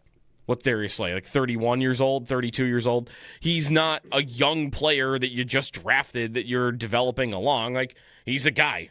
He's a guy that listen, what they think of Jamarcus Ingram, they must love him for special teams and like pinch in case of emergency, nickel corner type things. He was on the roster last year during the AFC Championship game when Kyrie Elam was getting cooked play after play after play, and guess what they never did? They never put Jamarcus Ingram on the field. So, what am I really losing? I'm losing a practice squad. I'm losing a special teamer. Right. And I'm not going to lose sleep over them losing a special teamer.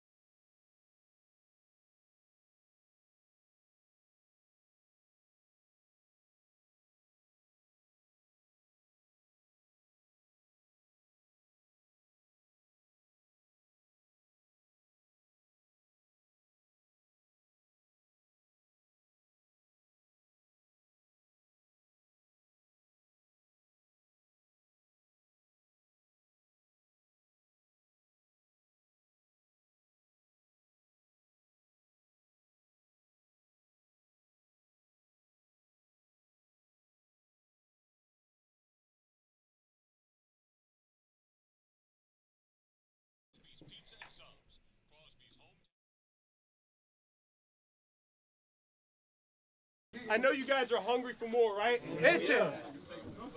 Let me tell you something. The city of Chicago's hungry too. Good,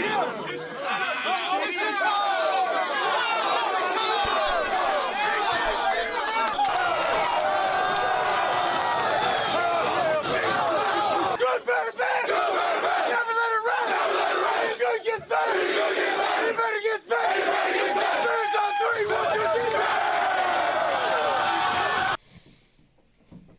come on. It just goes on for too long. It's so good. Can I just objectively like a thing? This is where I got to say, like, not every opinion expressed on the show is a reflection of an opinion I held on the Buffalo Bills. Sometimes we have to say that, right? Like, wow, what a catch by so-and-so. Like, oh, yeah, it'd be nice if the Bills had that guy. Like, maybe. I'm just enjoying a catch by a player. Right. Ben Johnson, think he's a heck of a coach, and I just watch every Bears post-game win. If they lose, I'm not going to be fazed. I'm like a Bears fan, but what can I say? You think clear eyes, full hearts, can't lose is just better than that? Absolutely. The energy from that. They also lost. Spoiler alert. Yeah, they did. They lost. Here's a fun question. In real life and in the movie. Here's a fun question I've never thought of before. If you're a big fan of the show, they won a lot, though. What do the Permian Panthers fans call that loss? 13 seconds. What do they call it? Ooh. They're in the championship game. Are they mad? Could they call it like 2 yards? Do they call it the ref that made that had the flag that wasn't a real penalty? What do they call it? They got to. You have a bad loss. You got to name it something. Yeah. What do they call that loss? 2 yards. No. Doesn't really. I don't know. Not enough. I don't know what you would call it. Do they just call it the would they call it the movie game because that's what the movie got made out of?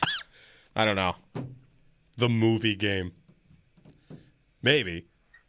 What do you call it? They lost to Dallas Carter, and they're mad because they would have had the game won if not for blank. What was the tight end's name? Or what was the fullback's name? Tim McGraw's son. Help me here. I don't remember. The dude that fumbled. Come on. Oh, God. It's going to bother me. I'm going to think of it. Miles. No, that's Boobie Miles. Boobie Miles gives the speech to Tim McGraw's son about. Wait, we're talking about the fullback who caught the ball and got brought down at like the 2. Oh. Him. Don't remember. It's been a while. The chat will have this in 2 seconds. I'm going to be so mad I don't have it. My brain is so poisoned by the TV show that when you say fullback, all I think is Tim Riggins. Oh, right. It's not him. It's not Tim Riggins. No. Oh, it's going to bother me. All right, I'll try to think of it in the break, and someone will write it to me, and I'll be mad that I didn't think of it. 67% saying clear eyes, full hearts is a better chant. Of course it is. I mean, all these words. It goes on forever. One of them was... Put another phrase. Put another paragraph in right. there. One of them is a movie script. The other actually happens. Okay. Everyone's got to come up with something at some point. Who came up with the good, better, best originally? It's actually attributed to a priest from the 4th century. Is it really? That's what I found.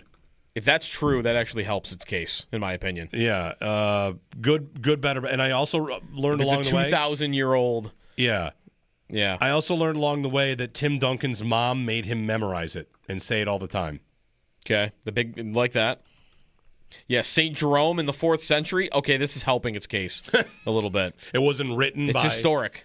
Someone and performed by Billy Bob Thornton. 803-0550, Super Great American Football Friday Frenzy. Remember some Bengals as well. We'll do that coming up here on WGR. And on Kincaid, you've probably heard it. Ian Hartitz he tweeted out a chart yesterday. Like, Kincaid's the number one most efficient tight end in football in terms of like yards per target or yards per route run. Yards per route run. Yeah, there's a few of them. It got me thinking about efficiency. Like, efficiency is a strange thing in football to talk about because what it can often mean, like, who's the most efficient? Because not everybody gets the same opportunity. And what you're trying to say is, hey, he's the most efficient tight end. Is another way to say that just he's the best that isn't used nearly enough. Mm-hmm. Why is he efficient? Well, when they do throw to him, he's awesome. And they just don't throw to him. So that's efficient, right? Like, right. Well, sometimes... What's my goal? Is my goal efficient or is my goal lucrative, prolific? Is it just, who cares if it's 10 yards per... Would I like 10 yards per catch on 10 catches or 8 yards per catch on 20 catches? I was going to say... one of those is much more efficient. Yeah, I think you're going too far with it if you're saying, like, I would rather have... efficiency. Kincaid's efficiency on... What does he have, 40 targets this year, 50 targets this year, than Trey McBride, who might average a little less than him, but it's on 88 catches. Right. Like, which is better? the dude who's doing it with crazy high volume. I remember this being true about Gabe Davis. Gabe Davis's first 2 years when he wasn't a full-time starter, he was splitting time with either Sanders or John Brown. He was like the most efficient receiver in Bills history, like the most efficient receiver in the NFL. Yards and per I remember target? yards per target, yards per route run, even because he wasn't playing all the time, but he was getting big plays. Right. And I remember thinking, like, okay, look how this dude needs to play more. And then sometimes with guys like that, you do play them more. And what happened in Gabe Davis's case? They turned up the volume, and then the efficiency went way down. Well, they turned up the volume, and they changed his role. And because his role became, that's fair. You're getting tougher competition. So sometimes efficiency is right. We'll go back to even further back. Diggs in Minnesota, incredible efficiency. This is a player that needs more, and you'll get more. Right. And like Kincaid, isn't he probably you need more? I think he's more. You'll just get more. He's more likely to be the latter.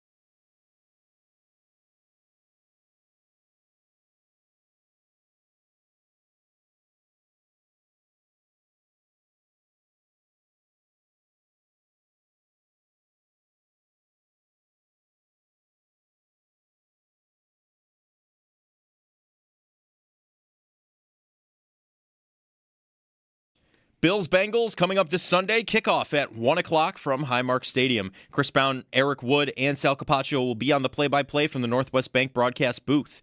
The Bills deleted a player from their roster following the fallout from the Darius Slay waiver claim. Slay is electing not to report as of right now, and Jamarcus Ingram, who was waived to make room for Slay, was claimed by the Houston Texans. We did get an updated injury report from practice yesterday as well. For the most part, the same as Wednesday's practice, with Joey Bosa, Terrell Bernard, and Joshua Palmer not practicing.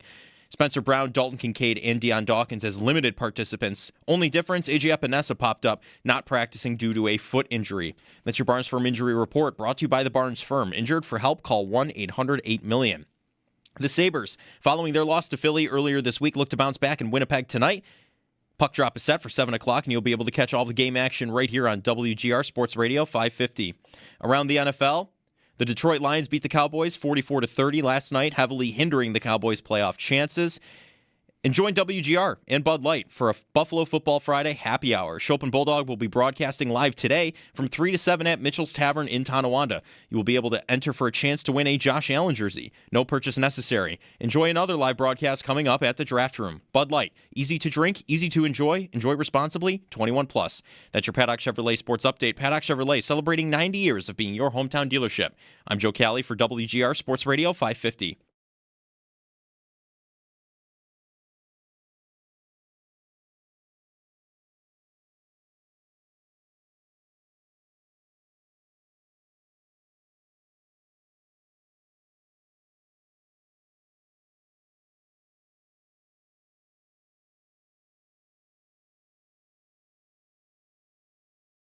Football.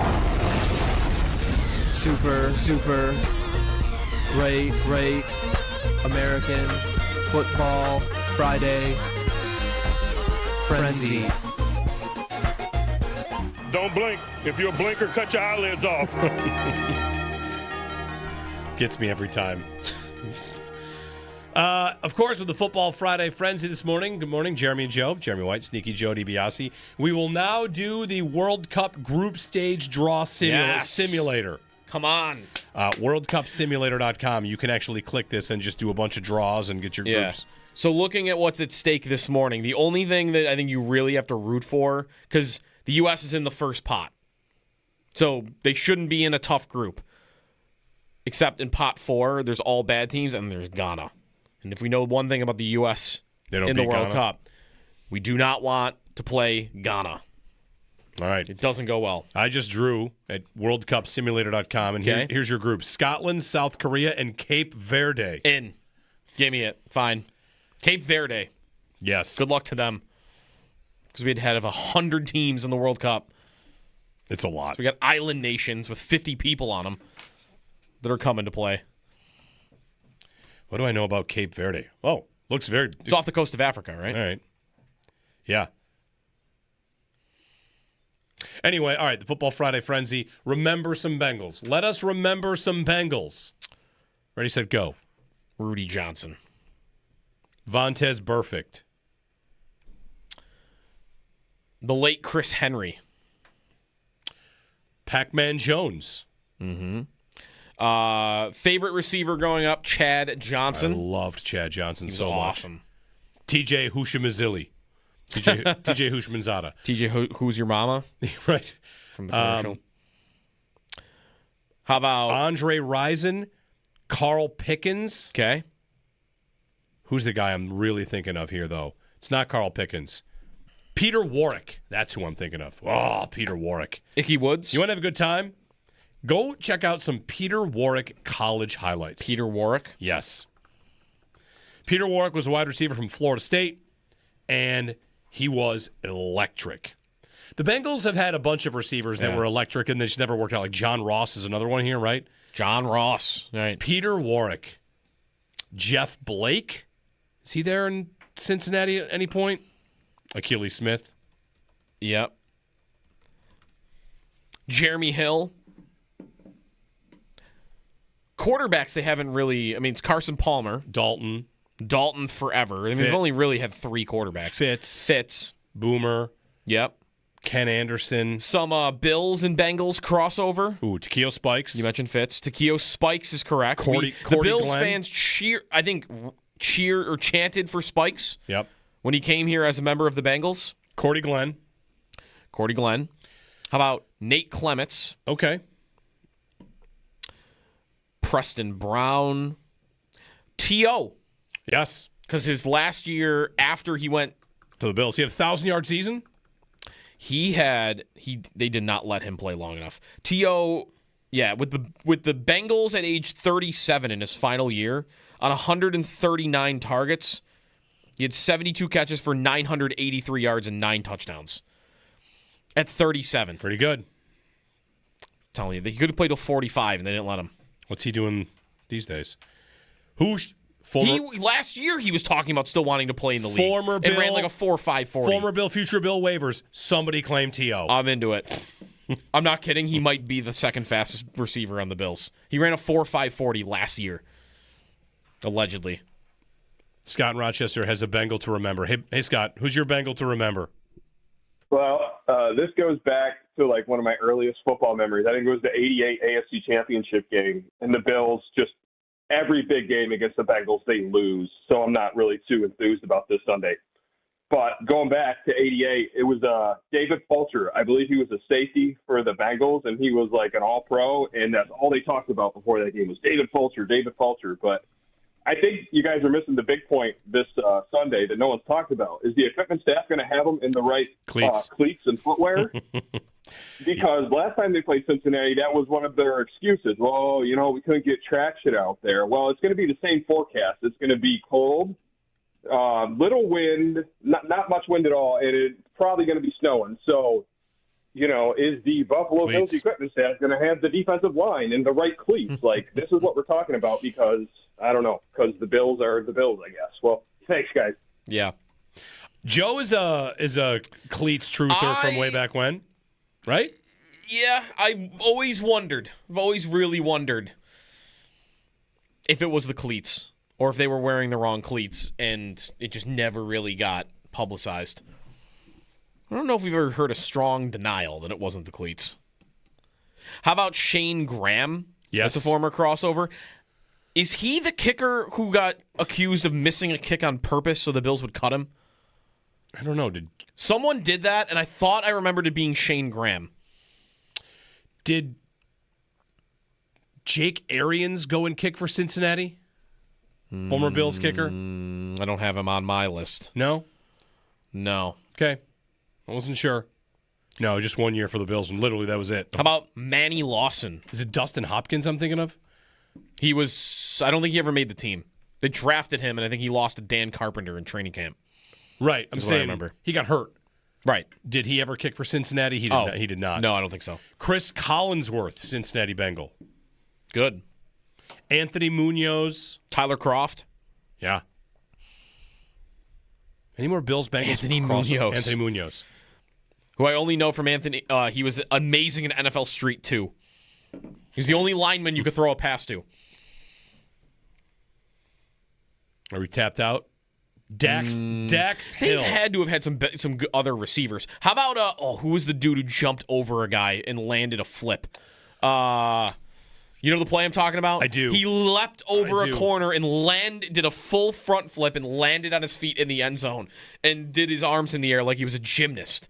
Who is that player? Well, here's a good call out. Tim Crumry. I've never heard that name in my life. He broke his ankle in the Super Bowl. It was nasty. And then he's a former Bills defensive line coach. Jerome Simpson. Okay, Jerome Simpson. He leapt over, did a flip over Carlos Dansby. Look up the video. It's unbelievable. Other receivers. Marvin Jones for a while, right? Sounds right. They've always had good receivers. A.J. Green. We didn't mention A.J. Green. It should be like in the Hall of Fame. Let's get to within a couple years. Let's get to the running backs because, Corey Dillon, Ickey Woods. Corey Dillon was great. Who's after Corey Dillon, though? And before Joe Mixon? Yeah.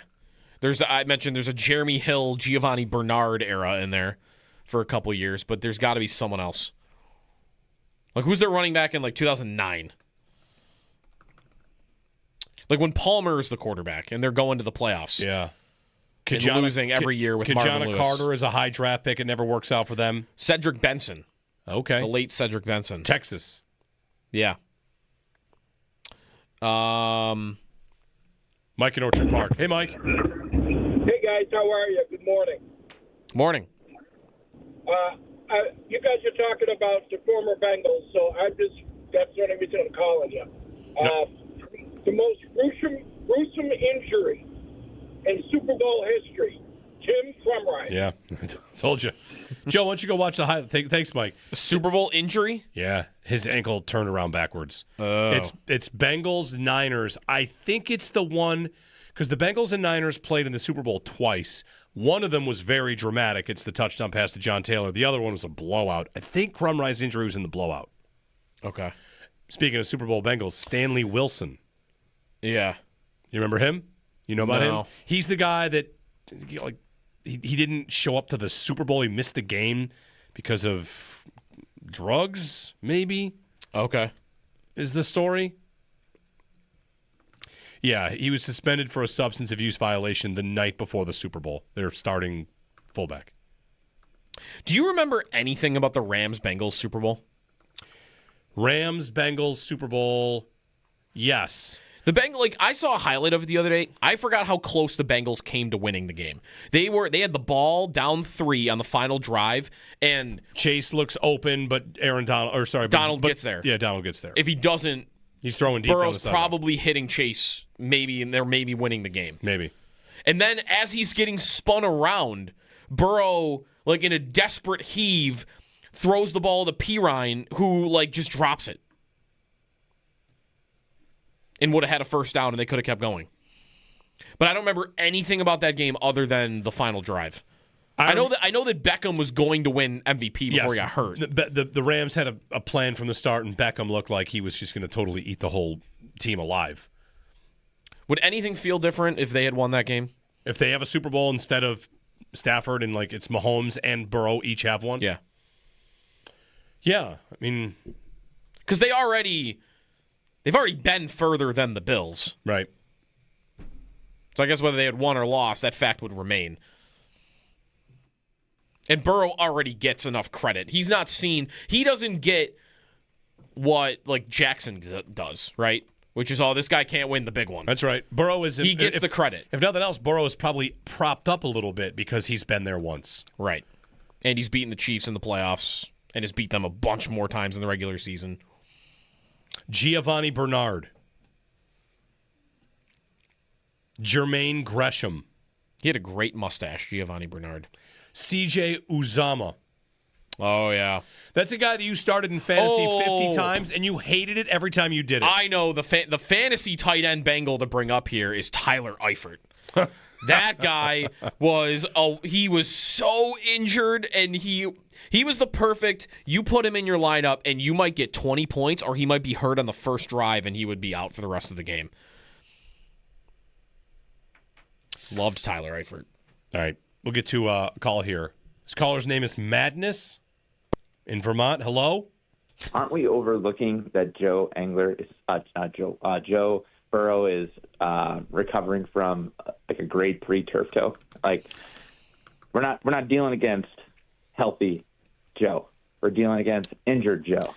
And I know he's diced this up, and it's still a fresh wound, but I think we're overlooking that. I think we've got, even with the depleted pass rush issue that we've got, I think we can go after him. All right. Are we looking at that? I guess the reason that I'm not as worried about that is because he's not a quarterback that's built on his mobility much in the first place.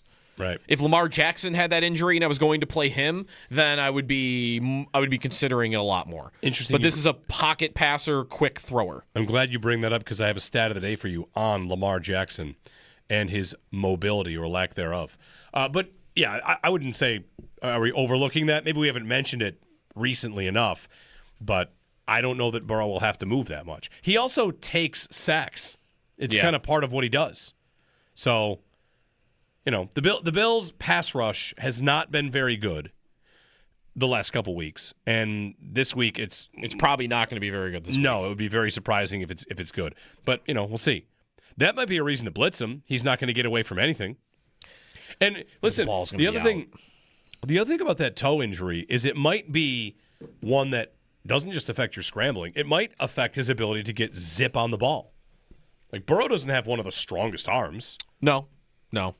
So maybe he can't get everything into a throw that he wants. Do you remember there was a game he was hurt maybe 2 years ago, and he could not throw the ball because it was maybe his knee or whatever, his drive foot. All of a sudden, they had Jamar Chase running 5-yard outs, right, and they moved him in the slot as well. Not outs, but it's like ins. They moved Chase in the slot to get him closer to Burrow because Burrow couldn't throw. Right. So it's very possible that foot injury could affect him in the throwing department. Stat of the day. This came from the NFL Note of the Week from Andrew Siciliano, who is the play-by-play voice of the Browns. Lamar Jackson, over the first 7 years of his career, led all quarterbacks with 104 missed tackles forced. Okay? So since in the first 7 years of his career, that's an average of 15 tackles forced per year. Lamar Jackson has not forced a single missed tackle on a designed run this year. Wow. 20 designed runs. Wow. He has not forced one missed tackle. That's insane considering he did play 4 games before the injury. Yep. And it still didn't happen? Not a single missed tackle on a design run this year. Man. They might still win the division. Listen, if the Steelers win that game and beat the Ravens, I don't know if... You should be rooting for them. Well, you'll have some Steelers fans that will be inconsolable, though. Oh, yeah, for sure. Oh, it'll be miserable. No. We're almost They're going to out. make it again. We might get out. We're almost out. We've got Hall of Fame players saying it might be time. You can't win now. Please, no. Every year they do it, it's going to be more and more people that are just going to want to actively root against their own team just so they do something different. If they make the playoffs again and just get smoked, nothing will be different, right? Like the owner will keep going. If they win the division at 9-8. I really think the Bengals have a shot, though. The way their schedule sets up, if they can win somehow against the Bills this week, I think they have to do that probably. They, I think, have a real look at it. 2 games back, they get the head-to-head against Baltimore. And I mentioned it, like they're 12-5 in their last 17 games with all 3 of these dudes playing. So I think they are very capable of still winning that division. We'll get to some of the games, 803-0550. Thank you for remembering some Bengals with us. You can continue to do so. I think we're pretty much tapped out. We mentioned Fitz, right? We did mention Fitz. Okay, good. It's where he started. No. Wait, Rams or Bengals? Where did he start? Rams. I thought he started with the Rams. Okay, Rams, then Bengals. Who's the best pass rusher in Bengals history that's not Trey Hendrickson? Ooh. Dan Robinson. Dan Wilkinson. Big Daddy Wilkinson. Frosty Rucker. Frosty Rucker's Timely. a good pull. Good pull there. Defensive end. It's a good Christmas name, Frosty Rucker. They have a defensive end ever. Did Aaron Maben catch on with Cincinnati for a minute? Ooh, he went Jets and then somewhere else. All right, anyway. That might be right. I can't think of a single great. I mean, just name a great defensive player at all. Right, for the Aaron Maben, 2013 Bengals. Oh, good pull. Vontez Burfict wasn't like an all-star, was he? He was just dirty. No. 803-0550 to join us on WGR.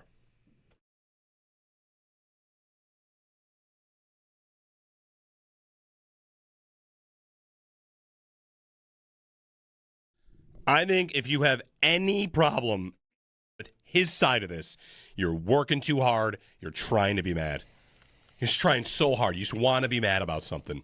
You want to be mad at Bean. You want to be mad at a player. Maybe you can be mad at Bean if you think like this process backfired for the nominal upgrade, whatever. But, man, the idea of getting mad at a 34-year-old, almost retired defensive back who's like, I don't want to move again. I don't want to go to a new place. That is as normal a thing as a person could possibly say.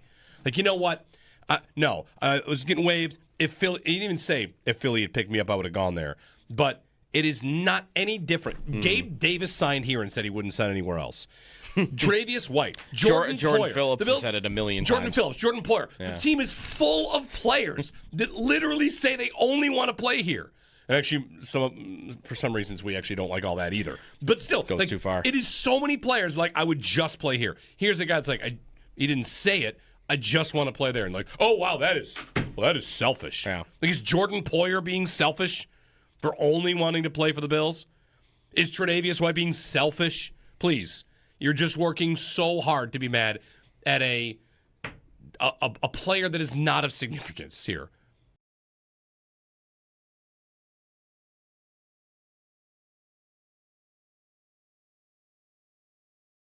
The story on the Bills the next 24 hours will be what they do with the Darius Slay roster spot, as he is not going to report. At least he doesn't think he's going to report. Or he's trying to make his way. To get to the Eagles? Yeah. He went on Emmanuel Acho's podcast last night after the Lions and Cowboys game.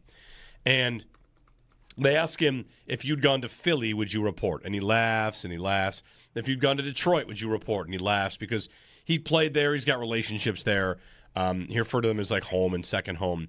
And then, he kind of got his straight face on and said, no, I'm with my kids, my son, my oldest. I had a chance to be at his football game and his basketball game. And that felt good. It felt pretty good to kind of just be home. So he really might be honestly taking stock in what he's doing. But I do think he might have let it slip a little bit because he started to say, they asked, will you play football again? Do you think you'll play football? Honestly, I don't know. But then he let it slip in there something to the effect of, I don't know how the league works and all. Like, right. Will the Bills just waive me again? How will this happen? Because they can't trade him. Trade deadline's passed. Correct. So when he said, I don't know how the league works, I think was his little slip of, we're going to wait a minute and see if we can get the Bills off of this spot. Yep. And you can go to the Philadelphia Eagles. The thing, though, that I wonder, I saw that a lot yesterday. Like, this is him getting to Philly. He's going to get to Philly. The Bills maintain his rights, and I guess what would they have to gain by releasing his rights at any point so that he could go to Philadelphia? They would have to gain Detroit. That the agent, player, don't hold a player hostage stuff would not stick to them. It would be if the guy doesn't want to play for you and wants to play for the Eagles and got waived and you picked him up and he's a respected pro who's been around for a while. Yeah. And he's like, I don't want to play there, man. I just want to go back to Philly. I want to finish my career where I started it. And if you don't honor that, I feel like players will, I don't know. Yeah. Not like you're going to get blackballed or anything like that, but players are going to look at you and think like, that's lame.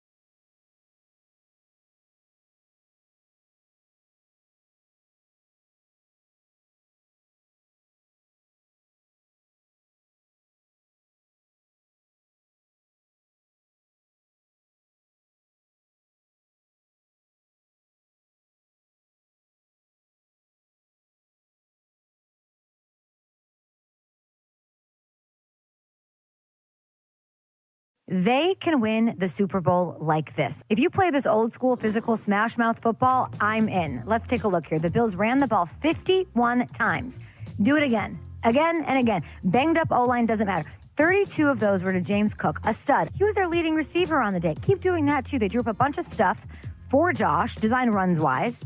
Everything funneled through running backs and tight ends. 32 of Josh's yards were to receivers. 32. And they controlled the freaking ball for 42 minutes. It was unbelievable. It was absolutely perfect. Kay Adams on what the Bills did last week.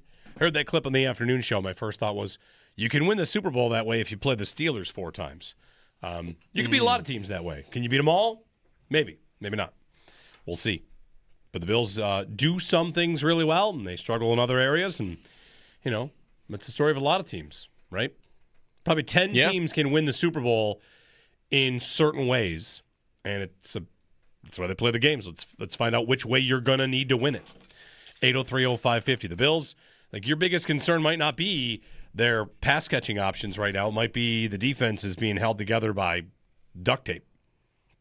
Yeah. Although, help should be on the way in Ed Oliver at the very least. Should be. Seems like he's getting closer. You just kind of got to hope. Anytime I hear a help is along the way, this is not like a defeatist thing. Yeah. You also have to kind of point out, you hope that the help that is already here stays. Because you just, Michael Hoyt was help on the way, and then he got hurt, Right, in a perfect world, it's still possible they could line up their first playoff game on the defensive line with Bosa, Rousseau, Ed Oliver, Deion Walker, Daquan Jones, AJ Epinesa. Basically, their entire defensive line other than Michael Hoyt. That's still in the cards. Yeah. But there's risk on Bosa for that. And there's also risk, I guess, in that, hey, Ed Oliver's on the way. Is he going to be the same? Could I give you one? He played 2 games this year, and he was amazing in both. Could I give you one more name on, let's say they lose to New England. Okay. Right? Whatever. I don't fast forward too far ahead, and we'll get to some of the games for the Football Friday Frenzy. They lose to New England. We enter a 3-week period of playing to make sure you get in, but seeding 5, 6, 7. The division will be over if you lose to New England. There's one name I'm thinking about, James Cook. Yeah. I don't want 20 carries a game if you clinch the next week. Right. Or if it's coming off 32. You got to make sure. It'll be delicate, that load management of making sure you get in, but not losing guys along the way. I think it's going to be tough. Yeah, I think I know how. I definitely know how you will answer this. I wonder how the Bills will feel about him getting the rushing title, given that he is within, I think he's 50 yards behind Jonathan Taylor at the moment. It goes Taylor 1, Cook 2, and they're the only 2 that are anywhere near each other. I think we had a great look at this exact kind of discussion. Last year, Saquon had a chance to break the rushing record. Right. And didn't. Correct. That was only in the last game. Sure, but that's not the rushing title. That's the record. The record. And he sat. Yeah. But I could see Cook sitting in the final game, but until then, are they going to dial it back when, that might be huge, that might be very important for him and the franchise. They've done this with awards. They brought James Cook back into a second half of a meaningless game last year in Week 18 so that he could break the Bills' rushing touchdown record, right? Yeah. He had left the game. It was over. And they brought him back in just to break the record. Right. I think I might not agree with it. I think, will chase that record. Will chase that title if it's close and it's reasonable without giving him 50 carries in a Week 18 game. If we get to Week 17/18 and the division is still alive, the Patriots would need to lose to either the Jets or the Dolphins. I'm gonna sell you a silver lining real quick, if I may. Can I? Can I sell you a silver lining? Sure. All of a sudden, I just said let's not go 2 weeks ahead. Now I'm going 4 weeks ahead. Whatever. Right. If the Bills are not going to win the division, you're probably better off finding out sooner, rather than going all the way to Week 18, trying to beat the Eagles, beating the Jets at home, and then watching and hoping to see if the Patriots beat the Dolphins. Because now I'm in a Week 18 game. Imagine that I'm still playing for if the division's alive, I got to try and win it. There's no doubt about that. But like I said, if I were to tell you they're not going to win it, it's better to know that sooner.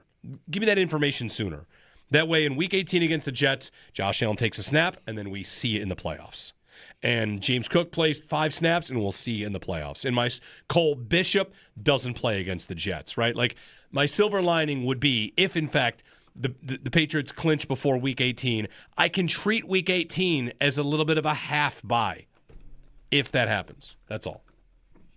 Hopefully the division is alive, but if they're going to lose it earlier. Yeah. Anyway, 803-0550. Let's get to some of the games in the Football Friday Frenzy. NFL Week 14. Lions 44-30 over the Cowboys. How about this one? We have a couple beautiful, beautiful matchups at the wrong end of the standings. Yeah. Titans, Browns. Which you can go to for a cool $2 if you want to make the drive to Cleveland. Hey, $2 to maybe see the sack record. That's true. You would miss the Bills game. The Titans have the number 1 overall pick right now. The Browns have the number 5 overall pick right now. Okay. Titans have lost 7 in a row. Titans, Browns. The Browns should want to lose that game very badly. Yes, they should. Because if they win it, what are they going to do? They're just going to end up trading all their picks to get up to Tennessee anyway. Right. And it's going to cost them how much? Tennessee should want to lose that game even more because they will be able to get an additional first-round pick basically for probably losing this game. Right. The strength of schedule, that is what determines the lower number is the higher pick. So if the Titans win, I think the Giants would have the first pick right now. Okay. I don't think the Titans are going to win, though. They are special bad. Like, this is they're not competitive in games. They're not just losing. The only win of the year, they came back from down 20. Right. Then the Giants have been competitive sometimes. Yeah. Titans are just getting blown out. So, like Cleveland, what is Cleveland favored by in that game? 4. 4.5. I mean, it's two bad teams, but the Titans are like extra bad. Yep. All right. Next game. Seahawks and Falcons from Atlanta. Okay. Seattle should dominate that one. They really should dominate this game. They should be just fine. Colts at Jaguars. Although Drake London might be back. The biggest game in Jaguars history. Let's get Drake London back because I need to win this dynasty league that you and I are in, and he's a big part of that. Let's get Drake London back, folks. The biggest game in Jaguars history is absolutely when they went to New England to go to the Super Bowl, and they almost did it. They were leading in the fourth quarter and got robbed on a call where it should have been a pick 6 that would have clinched it. And then we would have got Bortles and Foles in the Super Bowl. This is not the game. Yep. They are underdogs at home. If they win, like, what are their odds to win the AFC South if they win? Probably 60, 70%, I would imagine. That could be where the Bills go.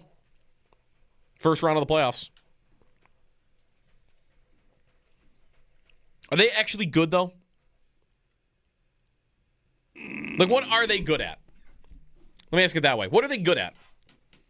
You're afraid of Indy's run game. You're afraid of Denver's defense. You're afraid of Drake May. I'll give what you... am I afraid? What is Jacksonville's thing that I'm afraid of? Nothing? Jacoby Myers is working out really well. But I'm not afraid of Jacoby Myers. No. Maybe it's nothing. I think of all, like, the high-profile quarterback. Let's put it this way. If Trevor Lawrence played in a different market, he'd get roasted regularly. I agree with that. Like, if Trevor Lawrence if played he was, for, like, in New York. Yes. Yeah. Or if he was in Pittsburgh, or if he's... Dallas. Anywhere that's a traditional, more attention market. You know, he's highly paid. He's the number 1 overall pick. And he was supposed to be, like, the best quarterback prospect ever. Yep, and he leaves so much to be desired. Yeah. So, yeah. Commanders and Vikings, Jaden Daniels, full participant? Yep, even though his arm was backwards 4 weeks ago. J.J. McCarthy cleared protocol, so he's going to start. The answer to could it get worse than J.J. McCarthy, the answer was yes. It did get worse. So I guess they're going to upgrading from this week from last week. Listen, Minnesota. Finish the job. Keep going. To the bottom? You know where they pick right now? No. 11th. It's not very good. Well, it's not yet. It's not that bad. Like, if you're Minnesota, you might think... You're not getting a quarterback there, though.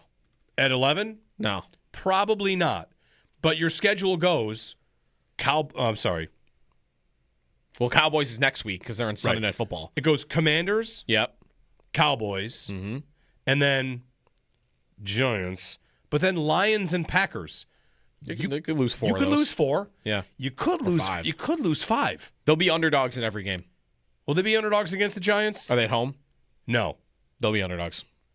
Okay. Yeah. I think So- they're going to be underdogs in every game. All right, so if you're Minnesota and you finish 4-13, are you picking 5th? Yeah. You can get a quarterback. You can pull the shoot on J.J. McCarthy. Right, just like, we're done. We're done. We're not going back to. They should know that. And sorry, they won't be favored. They won't be underdogs in every game because they're favored this week. Okay. They're -2, but let me get the New York Times playoff machine on the Vikings, because if you go to the New York Times playoff machine, they do like detailed projections. Yeah. And you could even go to like what number pick they'll have. Okay. So let me get the Vikings, and to get the number 1 pick right now, they have like a 0% chance. Right. But if they were to lose out, they have a 0% chance. Yeah, because the Titans would have to win 3 games, and that is not happening at all. Yeah, you're right. Okay. But they could get to They like could get maybe top 7, 5. Yeah, maybe 6 or 7, and there'd be a lot of value in that for them. Yep. Anyway. There's Jefferson talk that's popping up. Mm-hmm. Schefter was talking about him this week in a way that made me think Schefter, he didn't want to say it, but I think the way Schefter was talking, I think he knows that that's going to be a story this spring. Jefferson maybe getting a trade or wanting to be traded, or maybe they want to try. I don't know. Jefferson for the first overall pick. Who says no? Who was the first overall pick? Tennessee. Tennessee. I want 5 things. I don't want 1. Okay, that's 27 years old. Okay, let's just go down the Jefferson for the 5th the 5th overall pick. Cleveland. Who says no? If I don't this is why I would do it if I'm Minnesota. If I don't have a quarterback, I'm saying no. And if you're Minnesota, you don't have a quarterback, so I don't have a quarterback. I mean, that's the thing. Minnesota. If I'm the Rams and I have the Falcons pick and they want to give me Jefferson for the first round pick, I'd do that. Or is that overkill? Maybe. Jefferson, Puka, and well, Adams. Devontae No, Adams can't I would play do for it. that much longer. Yeah, never mind. I would do it. If I'm the Rams and I have pick 5 and they offer me that trade, I will give them pick 5 for Justin Jefferson. Don't forget they're going to use that pick to trade for Dak Prescott. Saints at Bucks. Not many thoughts there. Nope. Steelers at Ravens. I'm ready for the Steelers to do the funniest thing ever. They're going to beat the Ravens and win this game. And their fans are going to be furious. They're so mad. Dolphins at Jets. Oh, Tank Bowl. The Dolphins are just. I am so in on betting the Jets for this game. The Jets They're are more competent with Tyrod, and the Dolphins. They beat the Bills, but since they beat the Mariota Commanders by 1 or by 3 in overtime, and then they beat the Saints by 1. Mariota, please. Sorry. What is that? Mariota? It's Mariota. Marcus Mariota. Mariota. Everyone's doing different things with his name recently. I know. Jets pick 7th. Dolphins pick 12th as of right now. Jets pick 7th? Can you believe they did that to themselves? That's unbelievable. They've had a horrible season. They're not even in the top 10. Broncos at Raiders. So they played a couple weeks ago, and it was 10-7 or something, or 13-10. Yeah, it's a bad game for the Broncos. The Broncos could lose that game. They are. I think they're more likely to lose a dumb game than New England is. Rams at Cardinals. Bears. Rams will bounce back. Yeah, they'll be fine. Bears at Packers.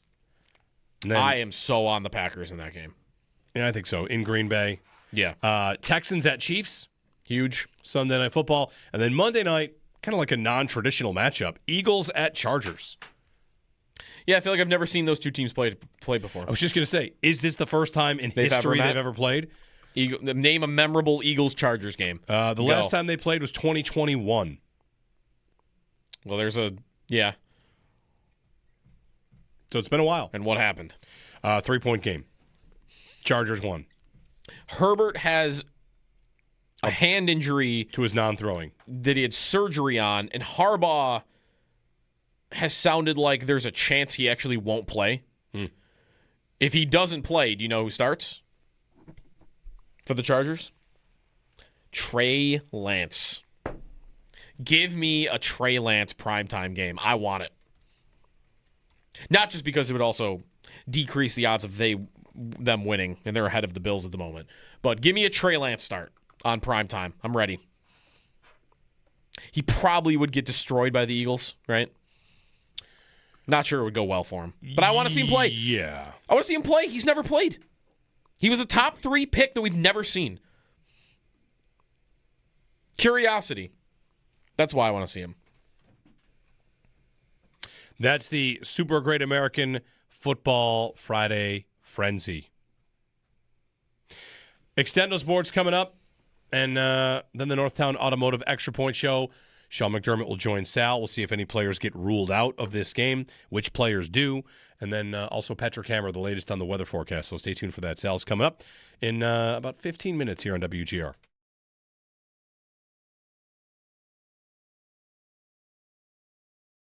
The thing about the whole story is I feel like I'm seeing conflicting levels of Bean has bungled it again because he cost the Bills Jamarcus Ingram, who was a player that if Jamarcus Ingram had been waived for somebody else, I don't think we would have batted an eye.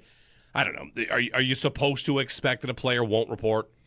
You're not the 1-17, 1-16 Titans. You're not the drought Bills. You're a good team that's competitive, and if you pick up a player, usually they'll show up and say, like, sweet, sounds great. Yeah. So are you supposed to contact the agent beforehand? Whatever. I do not think it is the controversy or it is the 5-alarm fire that some might want to say that it is. Am I wrong about that? It depends, I think, what you think of Jamarcus Ingram as a football player and what you're really losing by him leaving for Houston. What is he? He's a fourth-string cornerback on most teams, right? Who could be waived by next week. He could be. He's not a developmental player either. He's 28 years old. Like, how much younger is he even than Darius Slay? Maybe a couple. What's Darius Slay? Like 31 years old, 32 years old? He's not a young player that you just drafted that you're developing along. Like, he's a guy. He's a guy that listen, what they think of Jamarcus Ingram, they must love him for special teams and like pinch in case of emergency, nickel corner type things. He was on the roster last year during the AFC Championship game when Kyrie Elam was getting cooked play after play after play, and guess what they never did? They never put Jamarcus Ingram on the field. So, what am I really losing? I'm losing a practice squad. I'm losing a special teamer. Right. And I'm not going to lose sleep over them losing a special teamer.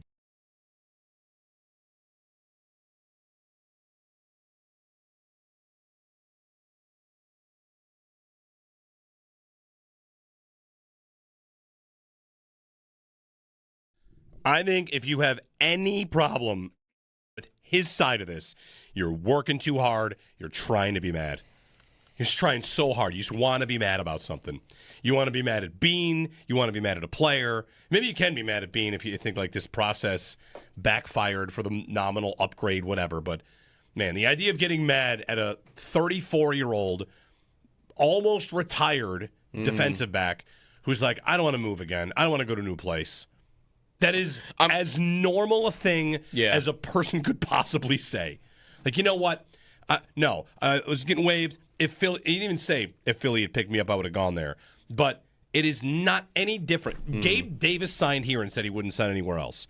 Travius White, Jordan Poyer, Phillips has said it a million Jordan times. Phillips, Jordan Poyer. Yeah. The team is full of players that literally say they only want to play here.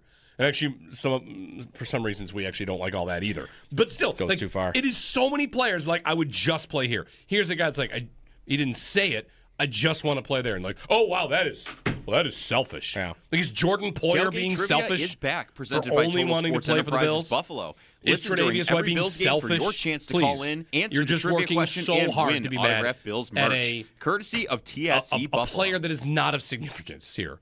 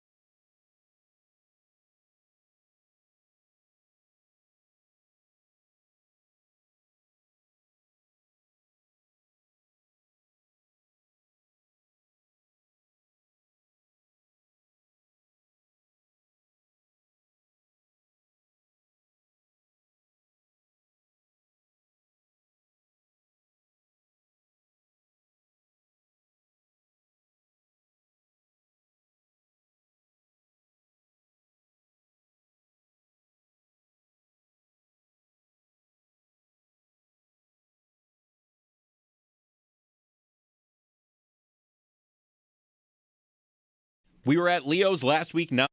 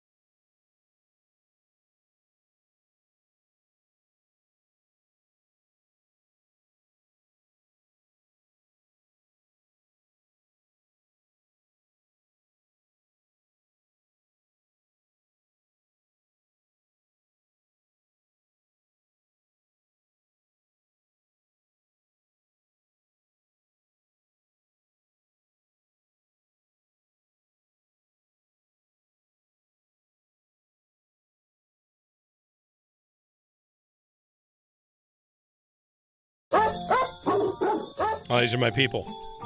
Apologies to those who might be driving around in the car with a dog in the back.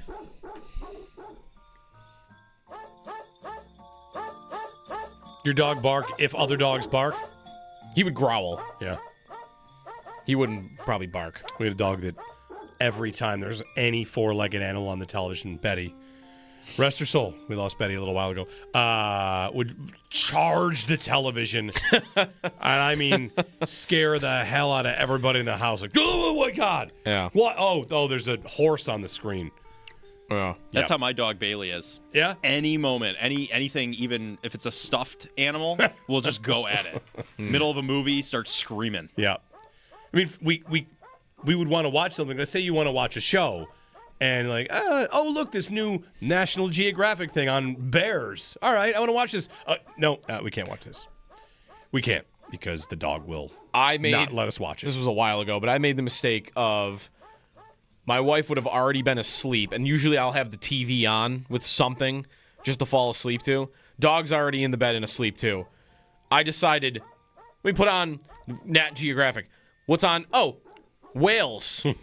Cool. I like whales. That seems like something you'd fall asleep to, Sure. right? Like whale calls and whatever.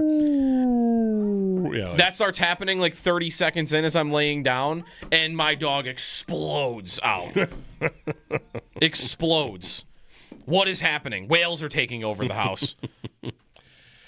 All right. Don't do that. Sabres in Winnipeg tonight. Sabres and Jets. Winnipeg. They just beat them. They just beat them.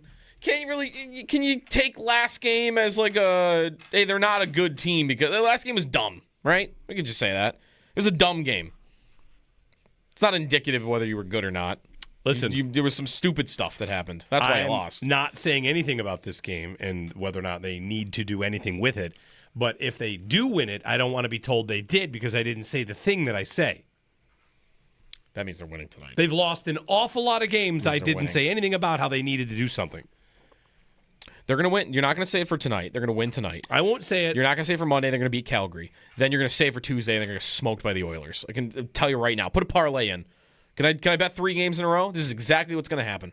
They play the Flames and the Canucks on this trip. I'll probably call those games. Winnipeg, Calgary, Edmonton, Vancouver, Seattle. None of which are in playoff spots, by the way. All right, fine. I'm probably going to end up calling Calgary and Vancouver must-wins. Those are two teams that are actually behind you in the standings. Right. And it's tough to find those teams, but you can find them. Like you lose to Calgary, you might be behind Calgary. Yep.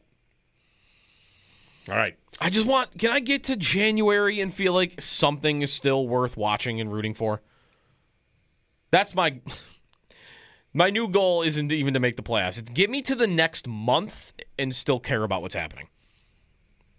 Month to month. Good luck. That's it for us. The Northtown Automotive Extra Point Show is on the way, and Sal Capaccio's got that for you. We'll talk on Sunday. We'll be at the stadium for you, for Highmark Stadium, for the Bills and Bengals. Enjoy your weekend.